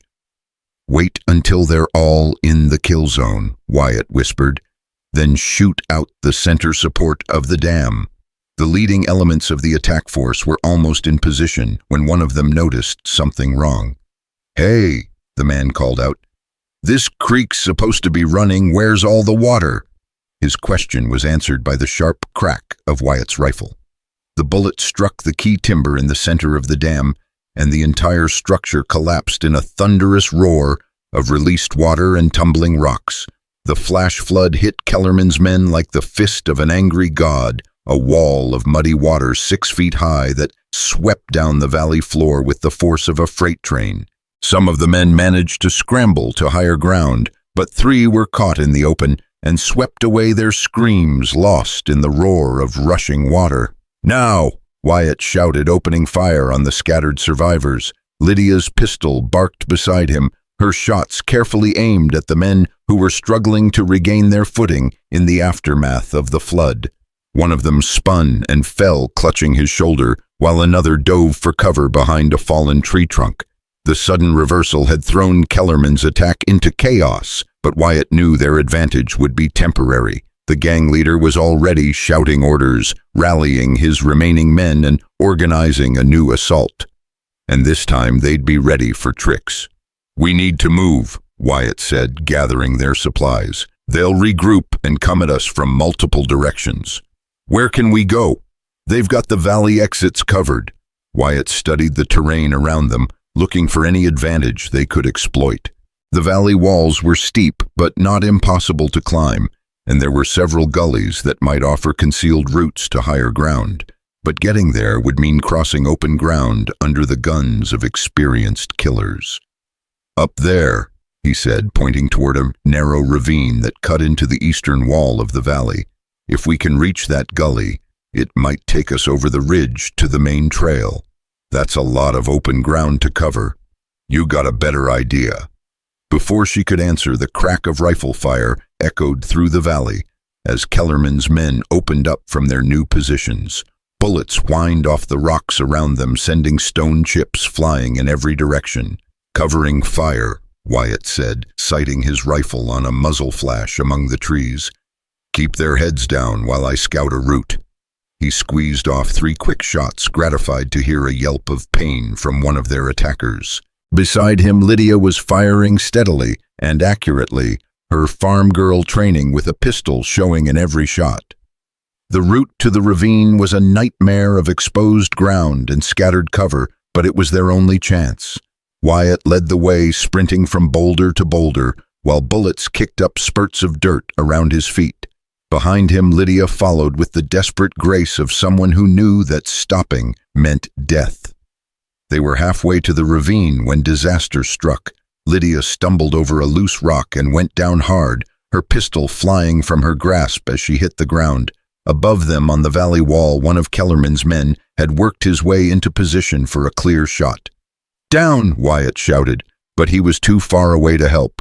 The rifle cracked and Lydia cried out as the bullet grazed her left arm, spinning her around and sending her tumbling behind a fallen log. Blood spread across her torn sleeve, bright red against the faded fabric. "Lydia, I'm all right," she called back, but Wyatt could hear the pain in her voice. "Just a graze." The shooter was working the bolt of his rifle, preparing for a killing shot, when Wyatt's bullet took him center mass and sent him tumbling down the rocky slope. But the damage was done. Lydia was wounded, and they were still pinned down in the open. "Can you move?" he called. "I think so." "Then let's finish this run." They reached the ravine with bullets chasing them every step of the way, diving into the narrow cut, just as a coordinated volley from Kellerman's remaining men turned their previous position into a storm of flying lead and rock chips. The ravine was steep and treacherous, but it offered concealment from the shooters below. They climbed desperately, using handholds carved by centuries of erosion, their boots slipping on loose shale and gravel. "Shoulders not too bad," Lydia said through gritted teeth as they paused to catch their breath. "Bullet just creased the muscle." Wyatt examined the wound, relieved to find she was right. The bullet had carved a shallow furrow through the flesh of her upper arm, painful but not dangerous if they could keep it clean. "We'll bandage it properly when we reach the top," he said, tearing a strip from his shirt to make a temporary dressing. The climb seemed to take forever, but eventually they hauled themselves over the rim of the ravine and onto the ridge that divided this valley from the next. Behind them they could hear Kellerman's men following their curses and shouts echoing up from the depths. "The main trail's about 2 miles that way," Wyatt said, pointing northeast toward a gap in the mountains. "If we can reach it, we might be able to flag down a patrol or a freight wagon. And if we can't—" Wyatt checked his rifle again, counting his remaining cartridges. "Then we make our stand here and hope we take enough of them with us to make it worthwhile." They struck out across the ridge, moving as fast as they dared over the broken terrain. The altitude made breathing difficult, and Lydia's wounded arm was obviously causing her pain, but she kept pace without complaint. Behind them, the sounds of pursuit grew steadily closer. Kellerman's men were climbing the ravine with the determination of hunters who knew their prey was tiring. And they were right, both Wyatt and Lydia were running on fumes, now their reserves of strength nearly exhausted. There, Lydia pointed ahead to where a cloud of dust marked the passage of riders on the main trail. "Someone's coming." Hope flared in Wyatt's chest as he counted the riders, at least a dozen men moving at a steady pace toward their position. If they were law officers or army troops, salvation might be at hand. But as the riders drew closer, his hope turned to cold dread. These weren't rescuers, they were more of Kellerman's men, probably a patrol that had been sweeping the area looking for signs of their quarry. "We're trapped," Lydia said, reading the same truth in his expression. Behind them, the original pursuit was cresting the ridge. Ahead, a dozen fresh killers were blocking their escape route. They were caught between hammer and anvil with nowhere left to run. "The old mine shaft," Wyatt said, suddenly remembering something from his father's stories about this area. "There used to be a silver mine somewhere along this ridge, if it's still accessible. Another cave, we tried that already. Not a cave, a mine, deep shafts, multiple levels, places where we could hold them off indefinitely." They found the mine entrance hidden behind a screen of twisted pines, marked only by a few rotting timbers, and a rusted metal sign warning of dangerous conditions. The shaft descended into darkness at a steep angle, disappearing beyond the reach of daylight. "Looks unstable," Lydia said, studying the sagging support beams. "Everything about this situation is unstable. At least down there we control the ground." The sound of hoofbeats was growing closer from both directions as Kellerman's forces converged on their position. In minutes, maybe seconds, they would be discovered and overwhelmed. The mine shaft was their last desperate refuge. They descended into the earth as the sound of gunfire erupted behind them, Kellerman's men shooting at shadows and each other in their eagerness to claim the bounty. Below, in the honeycomb of tunnels and chambers, carved from the living rock, the final battle for Lydia Sawyer's freedom was about to begin. But this time, Wyatt Reed was done running. This time, he was going to make Marcus Kellerman and his army of killers pay the full price for every drop of innocent blood they'd spilled. The war was far from over, but the tide was about to turn. Redmouth Riders, Part 5. Louis Viet Thanh Tham 500 từ liên kết liền mạch với các phần trước trong câu chuyện, pha hội thoại tạo thành một câu chuyện liền mạch khi ghép lại. Mỗi phần liền mạch với phần trước không giới thiệu lại câu chuyện ở đầu phần mới, liên kết các phần của câu chuyện một cách liền mạch. Sử dụng câu chuyện tiếp giữa các phần, duy trì chủ đề, tránh ngắt quãng đột ngột, không sử dụng gạch đầu dòng hoặc tiêu đề, phụ phong cách kể chuyện Mỹ Hoa Kỳ, giống văn giàu cảm xúc. Kể theo ngôi thứ 3, giữ độ kịch tính không viết lần mẹn, kết thúc phần không giới thiệu. Phần sau, modifier the mine shaft plunged into the mountain's heart, like a wound carved by desperate men seeking fortune in darkness. Wyatt led the way down the treacherous slope, his boots finding purchase on rotting timber steps that groaned ominously under their weight. Behind them, the sounds of Kellerman's men grew louder as the two groups converged at the mine entrance. "How deep does this go?" Lydia whispered, her wounded arm pressed against her side. "Deep enough," Wyatt replied, though he had no real idea. His father had told stories of mines in these mountains that descended hundreds of feet following silver veins, that promised riches but delivered only back-breaking labor and broken dreams. The lantern's glow revealed a maze of tunnels, branching off from the main shaft, each one disappearing into impenetrable darkness. Ancient mining equipment lay scattered along the passages, rusted pickaxes, broken ore carts, coils of rotted rope that crumbled at a touch. "This place is a death trap," Lydia observed, eyeing the sagging support beams with obvious concern. "For everyone," Wyatt agreed. "That's what makes it perfect." Above them, voices echoed down the shaft as Kellerman's men discovered the entrance. Wyatt could hear the gang leader's cultured tones, directing his forces, organizing them for what he probably assumed would be a simple matter of flushing out cornered prey. "Spread out," Kellerman was saying. "Check every tunnel, every chamber. They can't have gone far in this death trap." Wyatt chose a side tunnel that angled deeper into the mountain, following what had once been a promising vein of ore.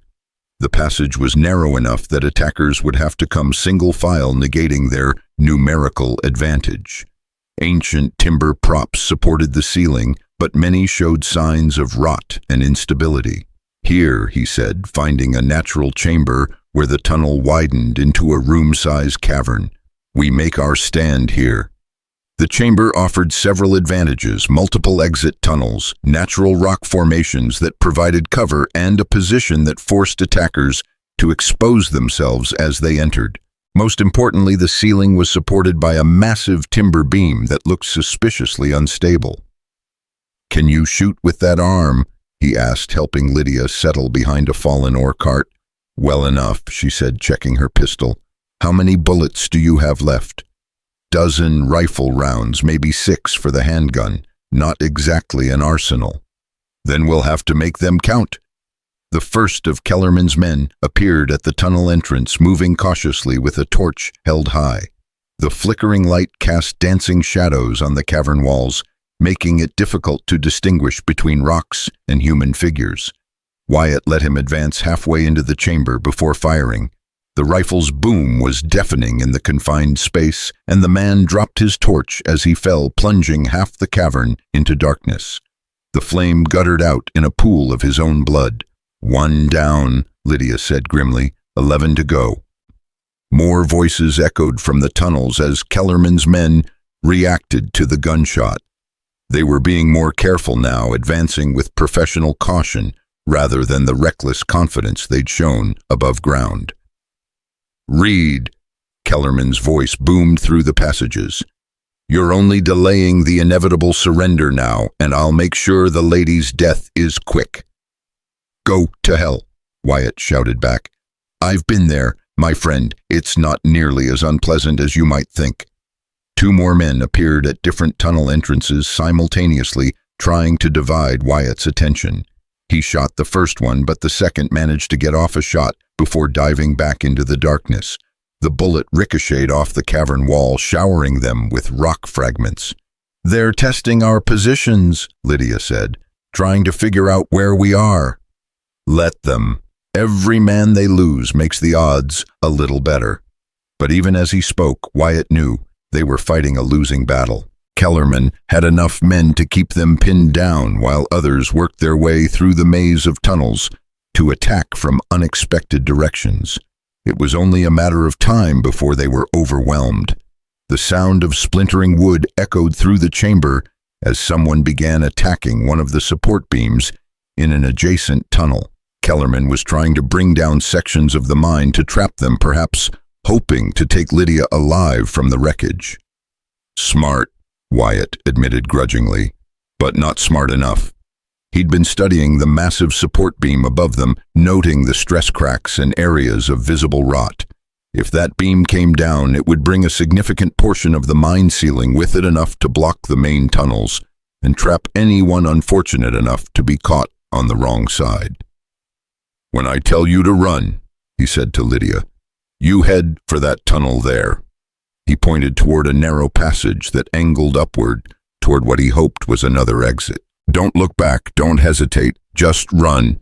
"What are you planning?" "Something that'll either save us or kill us all."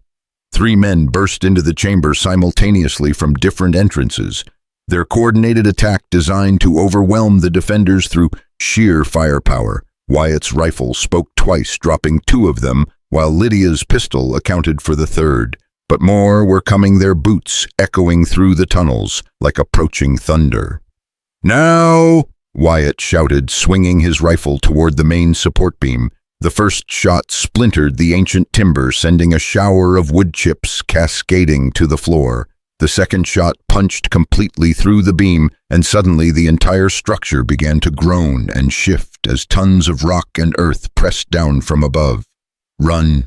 Lydia needed no further encouragement. She sprinted toward the escape tunnel as the chamber filled with the ominous creak and groan of failing timbers. Behind her, Wyatt fired one final shot into the weakened beam, then followed her into the narrow passage as the world came crashing down behind them. The collapse was like the end of the world concentrated into a few terrifying seconds. The roar of falling rock shook the entire mountain, and dust filled the air so thickly that breathing became almost impossible. Somewhere in the chaos, men screamed as tons of debris buried them alive. When the dust finally settled, an impenetrable wall of rubble blocked the tunnel behind them. If any of Kellerman's men had survived the collapse, they were trapped on the other side with no way to follow. "Is it over?" Lydia asked, coughing as she tried to clear the dust from her lungs. "This part is, but Kellerman's too smart to have sent all his men underground. He'll have kept reserves topside." The escape tunnel proved to be an old ventilation shaft that spiraled upward through the mountain in a series of steep switchbacks. The climb was exhausting, made worse by the thin air and the constant threat that this passage too might collapse under the stress of their movement. After what felt like hours, they finally saw daylight filtering down from above. The shaft ended at a concealed opening behind a screen of brush and fallen rock, emerging on the opposite side of the mountain from where they'd entered the mine. Wyatt cautiously pushed aside the vegetation and peered out, scanning the landscape for any sign of Kellerman's men. The valley below was empty, except for a small stream and a herd of deer grazing peacefully in the afternoon sun. "Looks clear," he said, helping Lydia climb out of the shaft. They emerged into a world transformed by their underground ordeal. The sun seemed impossibly bright after the darkness of the mine, and the simple act of breathing clean air felt like a miracle. But there was no time to appreciate their survival. Kellerman was still out there, and he wouldn't give up easily. "Which way to Sage Hollow?" Lydia asked, shading her eyes as she studied the unfamiliar terrain. "That way." Wyatt pointed southeast toward a gap in the mountains. "Maybe 6 miles if we cut across country." "Can we make it before dark?" "We have to. Kellerman will figure out what happened soon enough, and when he does, he'll come looking for us with everything he's got left." They set off across the mountain meadows, following game trails that wound between stands of aspen and pine.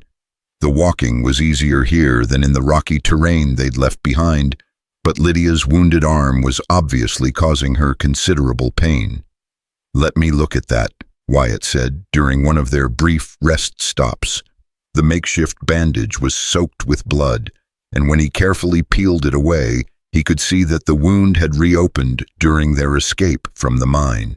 The bullet crease was deeper than he'd first thought. An infection was a real concern if they couldn't get proper medical attention soon. "It's bad, isn't it?" Lydia said, reading the worry in his expression. "Bad enough.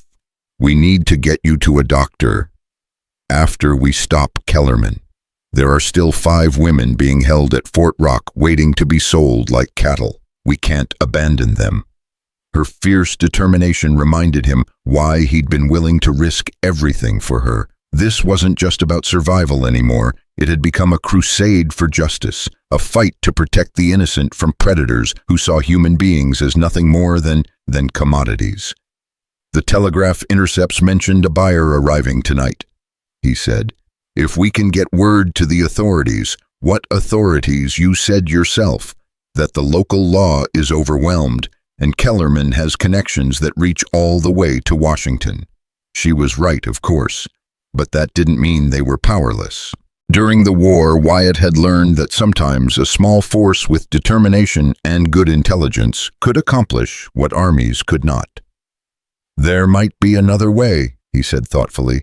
The telegraph messages mentioned transport arrangements. If we could disrupt those arrangements, create enough chaos, the buyers would lose confidence in the operation, Lydia finished. Bad for business. Exactly.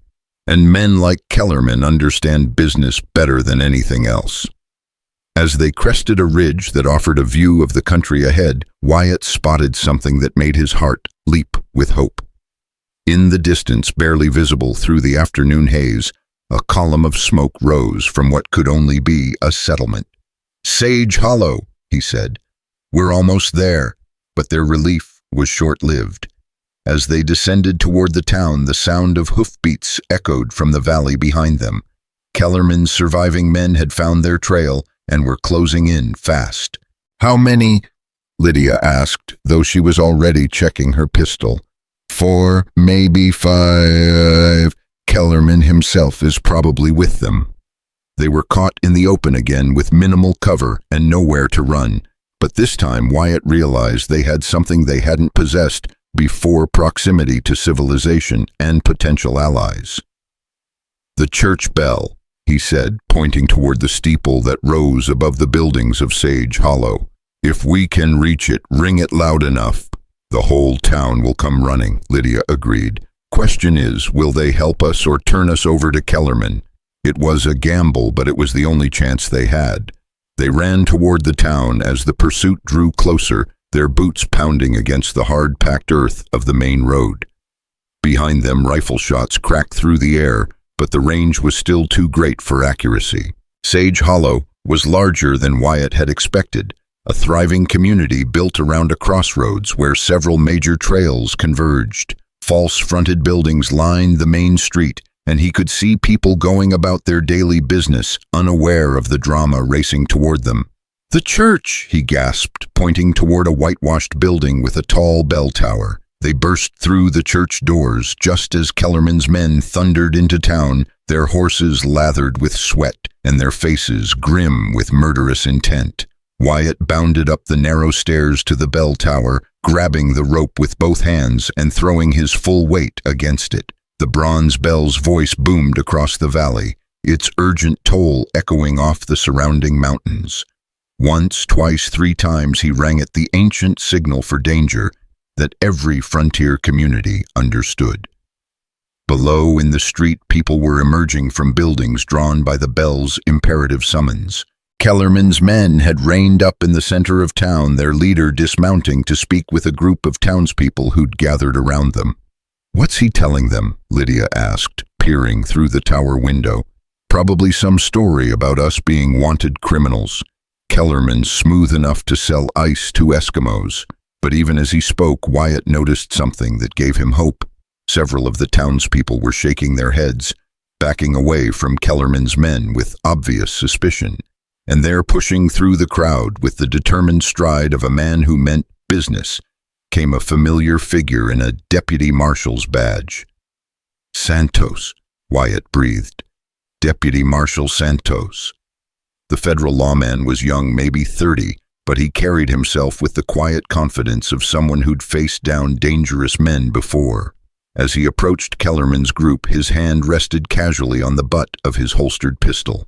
That's far enough, gentlemen, Santos said, his voice carrying clearly in the afternoon air. This is a peaceful town, and we don't take kindly to armed men disturbing our citizens. Kellerman turned toward the deputy with the smooth smile that had probably charmed countless victims before they realized his true nature. Deputy Marshal, I presume I'm Marcus Kellerman, Special Investigator for the Territorial Government. I'm pursuing 2 dangerous fugitives who may have taken refuge in your community. What kind of fugitives? The man is a cattle rustler named Reed, wanted for murder in 3 counties. The woman is his accomplice, a dangerous criminal who's been seducing honest men before robbing and killing them. It was a masterful performance delivered with just the right mixture of authority and concern, but Santos wasn't buying it. Funny thing about that, the deputy said mildly, I got a telegraph message about an hour ago from Marshal Briggs in Denver. Seems he's been tracking a gang of slavers led by a man named Marcus Kellerman. Description matches you pretty well. The change in Kellerman's demeanor was subtle but unmistakable. The smooth charm remained, but something cold and deadly flickered behind his eyes. I'm afraid there's been some confusion, Deputy. Perhaps if you checked my credentials, perhaps if you and your men dropped your weapons and submitted to questioning, Santos interrupted. That would clear up the confusion real quick. The tension in the street was electric now, with townspeople scrambling for cover as they sensed the coming violence.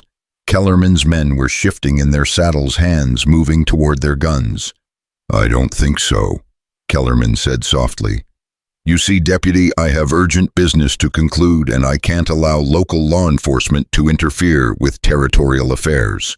His hand moved toward his pistol, and Santos was already drawing when Wyatt's rifle cracked from the bell tower. The shot took one of Kellerman's men center mass, dropping him from his saddle and into the dust of the main street. The gunfight that followed was brief but vicious.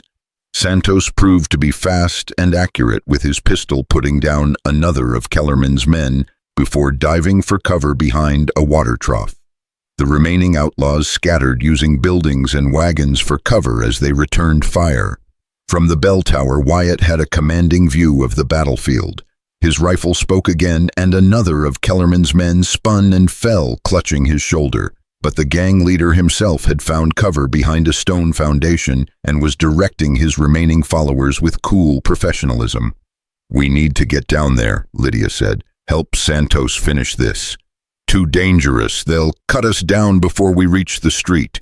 But even as he spoke, Wyatt could see that the tide was turning. More townspeople were emerging with weapons, rifles, shotguns, and pistols. Sage Hollow was a frontier community where every citizen knew how to fight, and they weren't about to let outlaws terrorize their streets. Kellerman must have realized his position was hopeless, because he suddenly broke cover, sprinting toward his horse, with bullets kicking up dust around his feet. He vaulted into the saddle and spurred his mount toward the edge of town, abandoning his surviving men to their fate. He's getting away, Lydia shouted. Wyatt tracked the fleeing outlaw through his rifle sights, leading him slightly to account for the range and movement. The shot was difficult, a moving target at considerable distance, but frontier hunting had taught him to make shots that Eastern marksmen would consider impossible. He squeezed the trigger, and Kellerman jerked in his saddle as the bullet found its mark. But the wound wasn't fatal, and the outlaw kept riding, disappearing into the timber at the edge of town. The gunfight ended as quickly as it had begun. 2 of Kellerman's men lay dead in the street, while a third was wounded and trying to surrender to Santos. The 4th had followed his leader's example and fled, though blood on his saddle suggested he wouldn't get far. Wyatt and Lydia descended from the bell tower to find themselves surrounded by grateful townspeople and one very relieved deputy marshal. Santos clasped Wyatt's hand with genuine warmth.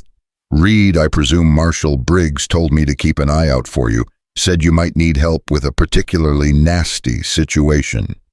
You could say that. How much did Calvin tell you? Enough to know that Kellerman's operation is bigger than anyone realized. We've been tracking reports of missing women across 3 territories, but we never had enough evidence to connect them to one organization. Lydia stepped forward, her good arm extended. I'm Lydia Sawyer. I can give you all the evidence you need. Names, locations, transportation routes, everything. Santos studied her with professional interest. You were one of his victims. I escaped from a wagon train massacre 3 days ago. Kellerman's men killed my husband and kidnapped 6 women. 5 of them are still being held at Fort Rock, waiting to be sold to buyers from back east." "Fort Rock," Santos mused. "That's federal land which gives me jurisdiction. How many men does he have there?" "Hard to say. Maybe a dozen plus, whoever's bringing the buyers in. Too many for a frontal assault, especially if they're holding hostages." Santos was thinking like the professional lawman. He was calculating odds and considering alternatives. But if we could create a distraction, get some of his men to leave their positions. Wyatt pulled out the map they'd taken from Kellerman's dead scouts, spreading it on a nearby barrel. "Look at this. It's not just Fort Rock, it's a whole network. Camps, supply routes, communication lines. If we hit them all simultaneously, the whole organization would collapse," Santos agreed. "But coordinating that kind of operation would take weeks, and we don't have weeks." "No," Lydia said quietly. "We don't. Those women at Fort Rock are going to be sold tonight. After that, they disappear forever into brothels and private houses where no one will ever find them." The weight of that reality settled over them like a shroud. Somewhere in the mountains, 5 innocent women were waiting for rescue that might never come. Every minute they delayed increased the chances that those women would be lost forever. "There might be another way," Wyatt said slowly. "What if we didn't try to fight them at Fort Rock? What if we intercepted the buyers instead?" Santos looked up sharply. "Go on." "The telegraph intercepts mentioned transport arrangements, a train car on a siding near Copper Station. If the buyers are expecting to load their merchandise there, we could be waiting for them instead," Santos finished. "Interesting. Federal crime, federal jurisdiction, and we'd have the advantage of choosing our ground. What about the women at Fort Rock? If the buyers don't show up as expected, Kellerman will have to hold them until new arrangements can be made. That gives us time to organize a proper rescue operation." It wasn't a perfect plan, but it was their best hope of saving the captives without getting them killed in a futile assault on a heavily defended position. And if they could capture the buyers, along with evidence of the trafficking operation, it might be enough to bring down the entire network. As the sun set over Sage Hollow, 3 unlikely allies began planning an operation that would either destroy one of the most vicious criminal enterprises in the American West or get them all killed in the attempt. The war against the Redmouth Riders was entering its final phase, and there would be no second chances for anyone involved. But for the first time since this nightmare began, Wyatt Reed felt something he'd almost forgotten: how to feel hope. Not just for survival, but for justice. Not just for vengeance, but for redemption. And perhaps, if they were very lucky and very brave, for a chance to build something better from the ashes of everything Marcus Kellerman had tried to destroy. The train would arrive at Copper Station at midnight, and with it would come the reckoning that had been building since that storm-lashed night, when a desperate woman's cry for help had awakened the conscience of a man who thought his fighting days were over. The final battle was about to begin, and this time the outcome would determine not just their own fates, but the future of countless innocent lives hanging in the midnight freight train to Denver approached Copper Station with the inexorable rhythm of destiny, its headlight cutting through the mountain darkness like a sword of judgment. Wyatt crouched behind a stack of railroad ties, his rifle steady despite the cold that had settled into his bones during the 3-hour wait. Beside him, Lydia checked her pistol for the dozenth time, her wounded arm bound tight but functional enough for what lay ahead.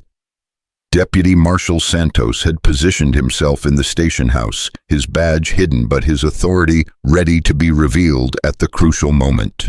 The plan was simple in concept but deadly in execution: intercept the buyers, gather evidence of the trafficking operation, and use both to bring down Marcus Kellerman's empire of human misery.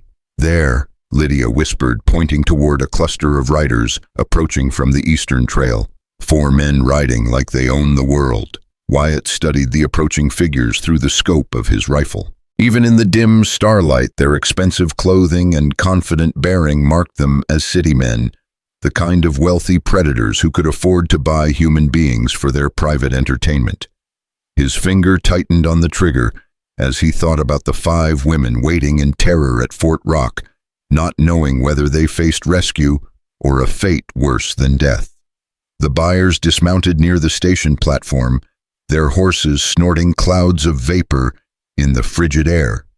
The leader was a portly man in his 50s, dressed in a fine woolen coat and beaver hat that probably cost more than most frontier families saw in a year. His companions were younger, harder men who carried themselves like professional killers despite their gentleman's attire. "Mr. Kellerman's representatives should be here shortly," the leader was saying as he consulted a gold pocket watch. "The merchandise has been selected according to your specifications, young, attractive, and properly prepared for their new lives." The casual way he discussed human trafficking made Wyatt's blood boil. These weren't desperate men driven to crime by circumstance. They were wealthy monsters who chose to destroy lives for their own twisted pleasure. A second group of riders materialized from the western approach, and Wyatt recognized several faces from the wanted posters that had been circulating through territorial law enforcement. These were Kellerman's men, the survivors of various encounters with marshals and bounty hunters who'd been hunting the Redmouth Riders for months. "Gentlemen," the scarred man called Slade greeted the buyers with mock courtesy. "Mr. Kellerman sends his regrets, but recent complications have required him to personally oversee security arrangements. I'll be handling the transaction in his absence." Complications. The portly buyer's voice carried a note of concern. "We were assured that your organization was reliable, discreet. These complications you mentioned, they won't affect our arrangement, will they?" "Nothing that can't be managed," Slade assured him. "A local rancher and a escaped product caused some difficulties, but the matter is being resolved. Your merchandise will be delivered as promised." Wyatt felt Lydia tense beside him at being referred to as merchandise, but she remained perfectly still, waiting for Santos's signal. The deputy marshal had been clear about the timing they needed to let the transaction proceed far enough to gather evidence, but not so far that anyone got hurt. The freight train whistled its approach, the sound echoing off the surrounding mountains like the cry of some mechanical banshee. Steam and smoke billowed from its stack as the engineer began the process of bringing the massive locomotive to a halt beside the loading platform. "Right on time," Slade observed with satisfaction. "Your private car has been prepared according to specifications. Shackles, restraints, everything necessary for secure transport to Denver." "Excellent. And the documentation, bills of sale identifying them as domestic servants, properly notarized and backdated. Once they reach Denver, they'll disappear into your organization without leaving any official traces." The train ground to a halt with a tremendous hiss of steam and screech of brakes. Almost immediately, a side door on one of the freight cars slid open, revealing a dozen armed men waiting inside. But something was wrong. These weren't the cattle cars that had been described in the intercepted telegrams. This was a troop transport, and the men inside wore the blue uniforms of cavalry soldiers. "What the hell?" Slade began, his hand moving toward his gun. United States Marshal Santos stepped out of the station house with his badge gleaming in the lamplight, his rifle trained on the buyers. "Everyone on the ground, hands where I can see them." The trap had been even more elaborate than Wyatt realized. While he and Lydia had been planning their interception, Santos had been coordinating with military authorities in Denver. The buyers were actually federal agents, and the freight car was full of soldiers ready to clean out the entire Redmouth Riders organization. But Slade was too experienced to go down without a fight. His pistol cleared leather with deadly speed, the muzzle flash bright in the darkness, as he put a bullet through the space where Santos had been standing. The deputy marshal rolled behind a baggage cart, his own weapon returning fire with professional accuracy. "Kill them all," Slade screamed to his men. "It's a setup." The platform erupted into chaos as gunfire exploded from multiple directions. The fake buyers dove for cover, revealing their true identity as they drew concealed weapons and began returning fire with military precision. Soldiers poured out of the freight car, their rifles barking, as they sought targets among Kellerman's men. Wyatt rose from his concealment and began picking off outlaws with deliberate accuracy. His first shot dropped a man who was trying to flank Santos, while his second sent another spinning into the railroad tracks. Beside him, Lydia's pistol cracked steadily, her farm girl training serving her well in the deadly confusion of a frontier gunfight. "Wyatt!" she shouted over the gunfire. "Behind you!"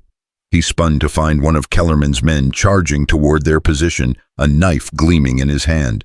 The outlaw had circled around during the battle, hoping to take them from behind while they were focused on the main fight. Wyatt's rifle spoke once, and the man crumpled to the ground just feet away from where they crouched. The battle was brief but vicious.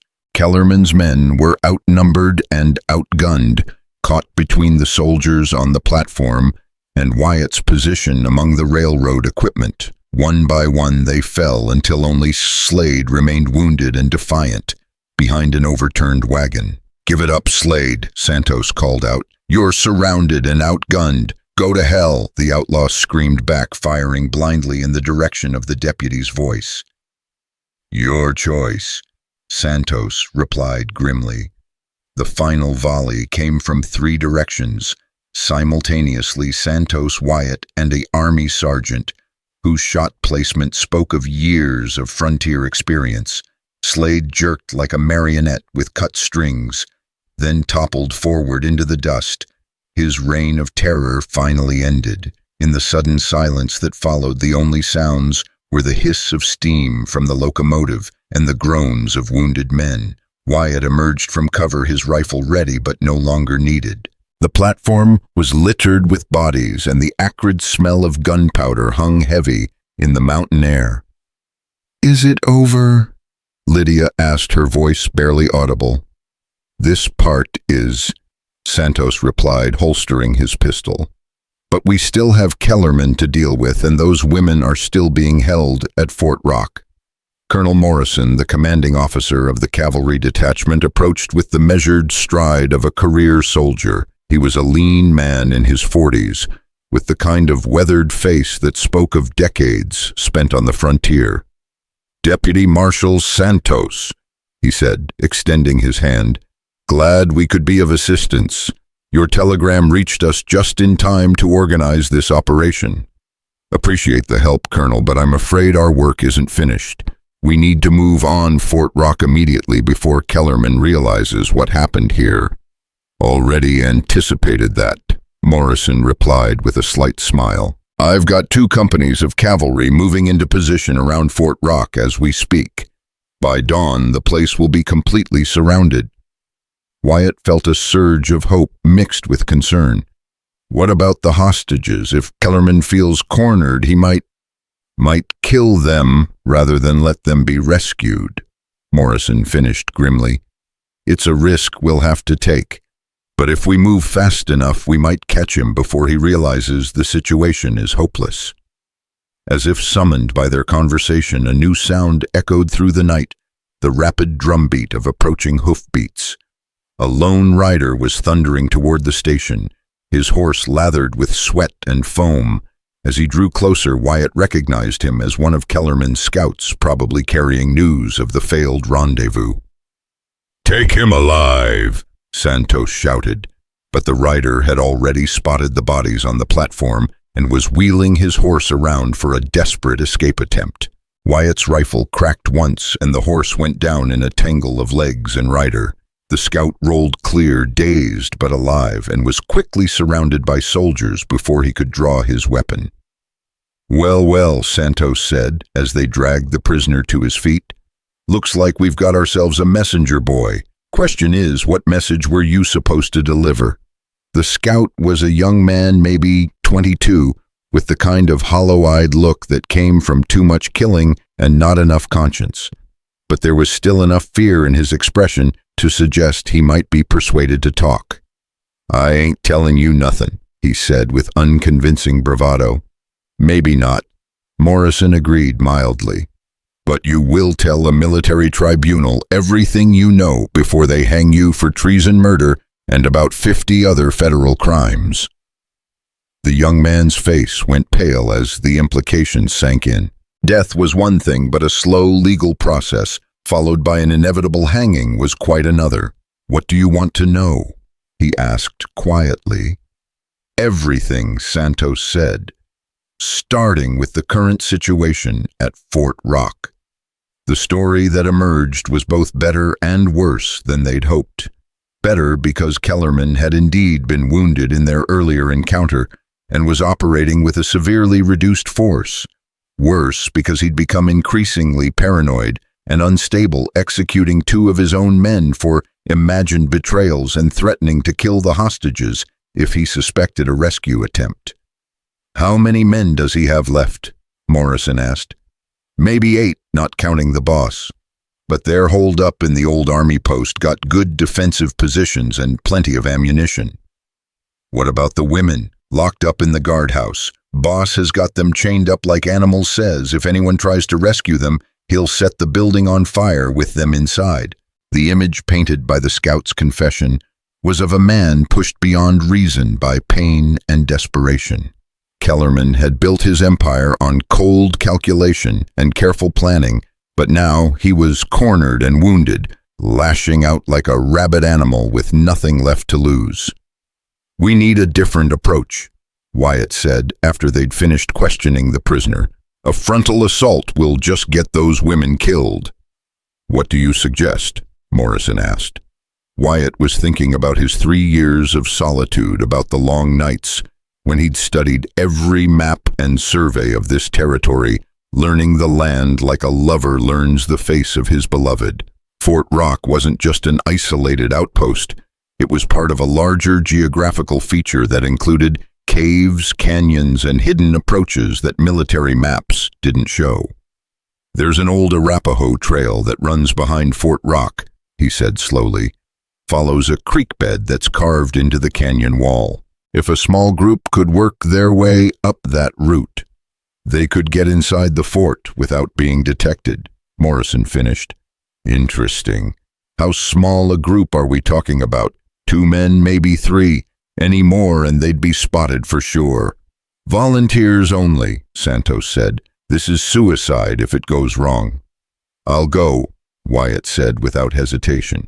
"I know the country, and I've got personal reasons for wanting to see this through." "Count me in," Lydia said firmly. "Those women are my sisters in suffering. I won't abandon them." "Absolutely not," Wyatt replied. "You're wounded, and I'm the only one here who knows what they've been through," she interrupted. "They'll be terrified, traumatized. They need to see a friendly face, someone who understands what they've endured." She was right, of course, though every instinct Wyatt possessed screamed against putting her in further danger. But this wasn't about protection anymore. It was about justice, redemption, and the hard truth that sometimes the only way to heal from trauma was to confront it head-on. 3-person team, Morrison decided. Reed, Miss Sawyer, and Sergeant McKenna. The sergeant knows demolitions. If you can get close enough to the guardhouse, he can blow a hole in the wall without bringing down the whole building. McKenna proved to be a grizzled Irish veteran whose scarred hands spoke of a dozen frontier campaigns. He listened to Wyatt's description of the approach route with the professional attention of a man who'd spent his career surviving impossible situations. "Doable," he concluded, assuming Kellerman doesn't have sentries posted along the creek, and assuming the hostages are where this scout says they are. "Big assumptions," Santos observed. "All we've got," Wyatt replied. "Question is, are we going to act on them or stand here talking while those women suffer?" The decision made, they began the careful process of preparation. Equipment had to be selected, routes, studied, contingencies planned. Morrison's main force would wait until dawn. then begin a noisy demonstration that would hopefully draw Kellerman's attention away from the rescue team's approach. As they prepared to leave, Lydia drew Wyatt aside for a private conversation. In the lamplight from the station house, he could see the strain of the past few days written in the lines around her eyes, but also a strength that reminded him why he'd been willing to risk everything for her. "If this goes wrong," she said quietly, "if we don't make it out." "We'll make it," he said firmly. "We've come too far to fail now." "Maybe. But if we don't, I want you to know that these past few days fighting beside you have been the most meaningful of my life. When Thomas died, I thought my life was over. You showed me it was just beginning." Before he could respond, she rose on her toes and kissed him, a soft touch of lips that carried more meaning than words ever could. When they separated, both of them were breathing hard, and Wyatt felt something shift inside his chest, a door opening onto possibilities he'd thought lost forever. "After we rescue those women," he said, his voice rough with emotion, "we're going to have a long conversation about the future." "I'd like that," she replied with a smile that transformed her entire face. The approach to Fort Rock took them through some of the most treacherous terrain in Wyoming territory. The Arapaho Trail that Wyatt remembered from his father's stories proved to be little more than a series of hand and footholds carved into the canyon wall, invisible unless you knew exactly where to look. They moved in single file, Wyatt leading, followed by Lydia, with Sergeant McKenna bringing up the rear. The creek below them gurgled softly in the darkness, masking the sound of their movement, but also concealing any noise made by potential sentries. "There," Wyatt whispered, pointing toward a cluster of buildings silhouetted against the starry sky.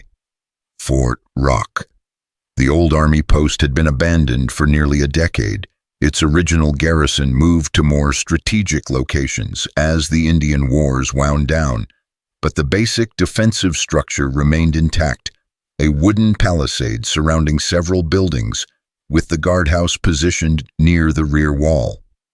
"I count 2 sentries on the walls," McKenna observed, studying the fortress through a pair of field glasses. "Both focused on the main approach. They're not expecting trouble from this direction." "Guards at the guardhouse. Hard to tell from here. We'll have to get closer." The final approach was a nightmare of loose rock and exposed positions. They had to cover nearly 100 yards of open ground, trusting to darkness and the distraction of Morrison's demonstration to keep them invisible. Behind them, the sky was beginning to show the first faint traces of dawn. They reached the base of the palisade wall just as the sound of bugles echoed from the main approach to the fort. Morrison's cavalry was beginning their diversionary attack, drawing Kellerman's attention away from the rescue team's position. "Charges set," McKenna whispered, placing his explosives against the guardhouse wall with the precision of long experience. "When this blows, we'll have maybe 30 seconds before Kellerman's men realize what's happening. Enough time, has to be." The explosion, when it came, was smaller than Wyatt had expected, but perfectly placed. A section of the guardhouse wall simply disappeared, revealing the interior where 5 women huddled in chains, their faces gaunt with fear and starvation. "It's all right," Lydia called out as they rushed through the breach. "We're here to rescue you. You're safe now." The women's reaction was heartbreaking, initial terror giving way to desperate hope as they realized their rescuers weren't more of Kellerman's men. One of them, a girl who couldn't have been more than 18, began sobbing with relief. "The keys!" Another woman gasped, pointing toward a ring hanging on a hook near the door. "He keeps us chained like animals." McKenna was already working on the shackles, his tools making quick work of the crude locks. But even as the women were freed, the sound of gunfire was growing closer. Kellerman's men had figured out what was happening and were racing toward the guardhouse. "Back the way we came," Wyatt ordered John. "Move fast, but stay low." But as they emerged from the guardhouse, a familiar voice stopped them cold. Well, the knight-errant and his rescued princess come to save the day." Marcus Kellerman stood in the doorway of the main building, his left arm in a bloody sling but his gun hand steady as granite. Behind him, 3 of his surviving men emerged with weapons drawn. "Touching, really," Kellerman continued, his cultured voice a jarring contrast to the violence that surrounded them. "Though I'm afraid your rescue attempt has been somewhat premature. You see, gentlemen, I've rigged this entire compound with explosives. One word from me, and we all become part of the landscape." "You're bluffing," Wyatt said, but he could see the telltale wires and charges that Kellerman had placed around the buildings. The man was insane enough to destroy himself rather than face capture. "Am I? Would you care to test that theory with the lives of these ladies at stake?" It was a standoff with no good options. Kellerman held the advantage of position and the ultimate threat of mutual destruction. But he was also wounded, desperate, and facing the imminent arrival of 2 companies of cavalry. "What do you want?"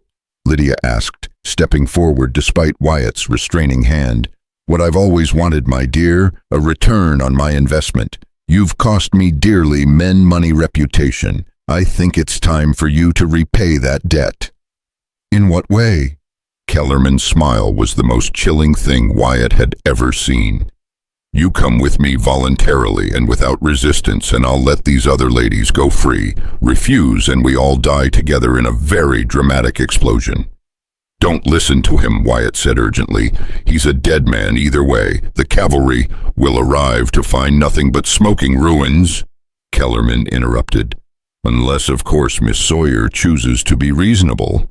Lydia looked at the 5 women they'd rescued, seeing in their faces the same terror and desperation she'd felt just days ago. These were innocent victims who deserved a chance at life, at freedom, at the possibility of healing from their trauma. "All right," she said quietly. "I'll come with you." "Lydia, no." Wyatt started forward, but Kellerman's gun swung toward him with deadly intent. Mr. Reed, the lady has made her choice. I suggest you respect it." But as Lydia began walking toward Kellerman, her hand moved to the small knife she'd concealed in her boot, the same knife she'd used to defend herself in Wyatt's house, what felt like a lifetime ago. This monster had killed her husband, destroyed countless lives, and threatened to murder innocent women for his own twisted purposes. "You know what I've learned about men like you," she said conversationally as she approached. "What's that, my dear? You always underestimate women." The knife flashed in the dawn light as she lunged forward, the blade seeking Kellerman's heart with all the fury of a woman who'd lost everything and found something worth fighting for. He tried to bring his gun around, but his wounded shoulder slowed him just enough. The blade struck home and Kellerman's eyes widened with shock and pain, but with his dying breath he managed to whisper a single word: "Fire." One of his men, loyal to the end, reached for the detonator that would turn Fort Rock into a crater, but Wyatt's rifle spoke first, and the man spun away from the device, his hand falling just short of the trigger mechanism. The remaining outlaws threw down their weapons as Morrison's cavalry poured through the main gate, their resistance finally broken by the death of their leader and the futility of their position. In the sudden quiet that followed, Wyatt gathered Lydia into his arms, feeling the tremor that ran through her as the reality of what she'd done, what she'd had to do, settled into her consciousness. "It's over," he whispered against her hair. "It's finally over." Around them, the rescued women wept with relief and gratitude, while soldiers began the grim process of collecting evidence and securing the compound. The Redmouth Riders were finished their network of camps and hideouts, already being raided by coordinated law enforcement efforts across 3 territories. But for Wyatt and Lydia, the end of this particular nightmare was also the beginning of something new. They'd found each other in violence and desperation, but they'd discovered love in courage and sacrifice. The future stretched before them like an uncharted territory full of promise and possibility. 6 months later, Wyatt Reed and Lydia Sawyer were married in the same church where they'd taken refuge during their desperate flight from Kellerman's men. Deputy Marshal Santos performed the ceremony, and Colonel Morrison gave away the bride in the absence of her own family. The 5 women they'd rescued were all in attendance, their faces bright with health and hope as they began new lives far from the shadows of their captivity. Each had chosen a different path, some returning to families, others starting fresh in new territories, but all carried with them the knowledge that they'd survived the worst humanity had to offer and emerged stronger for the experience. Wyatt's ranch had been rebuilt bigger and better than before, with additional buildings to house the orphans and displaced families that seemed to find their way to his door. Lydia had proven to have a gift for healing both physical and emotional, and had become the unofficial doctor and counselor for half the territory. On their wedding night, as they stood on the porch of their new home watching the sun set over the Wyoming mountains, Lydia traced the scar on Wyatt's shoulder where one of Kellerman's bullets had found its mark. "Do you ever regret it?" she asked. "Getting involved, I mean. Your life was peaceful before you found me in that sack." Wyatt pulled her closer, breathing in the scent of her hair and feeling the solid warmth of her against his side. "Peaceful isn't the same as living," he said. "You reminded me what it meant to be alive, to have something worth fighting for." "And what's that?" "Hope," he said simply. "The hope that tomorrow can be better than today, that good people can make a difference in a world that sometimes seems determined to crush the innocent." In the distance, a train whistle echoed through the mountains, not the sound of human cargo being transported to slavery, but the song of progress and possibility, of people free to choose their own destinies. The war against the Marcus Kellermans of the world would never truly end. But tonight, in this moment, love had triumphed over hate and hope had proven stronger than despair. Sometimes Wyatt reflected that was enough. Sometimes that was everything. As the last light faded from the western sky, he and Lydia went inside to begin the rest of their lives together, knowing that whatever challenges lay ahead, they would face them as they had faced everything else together, with courage, with determination, and with the unshakable belief that some things were worth any sacrifice to protect. The story of the desperate plea that had changed everything was already becoming legend in the Wyoming territory, told and retold around campfires and in saloons, wherever people gathered to share tales of frontier justice. But for those who had lived it, who had paid its price in blood and tears and sleepless nights, it was something more than legend. It was proof that even in the darkest times, even when evil seemed to triumph, there were still those willing to stand up and fight for what was right. And sometimes, if they were very brave and very lucky, they might just win. Balance.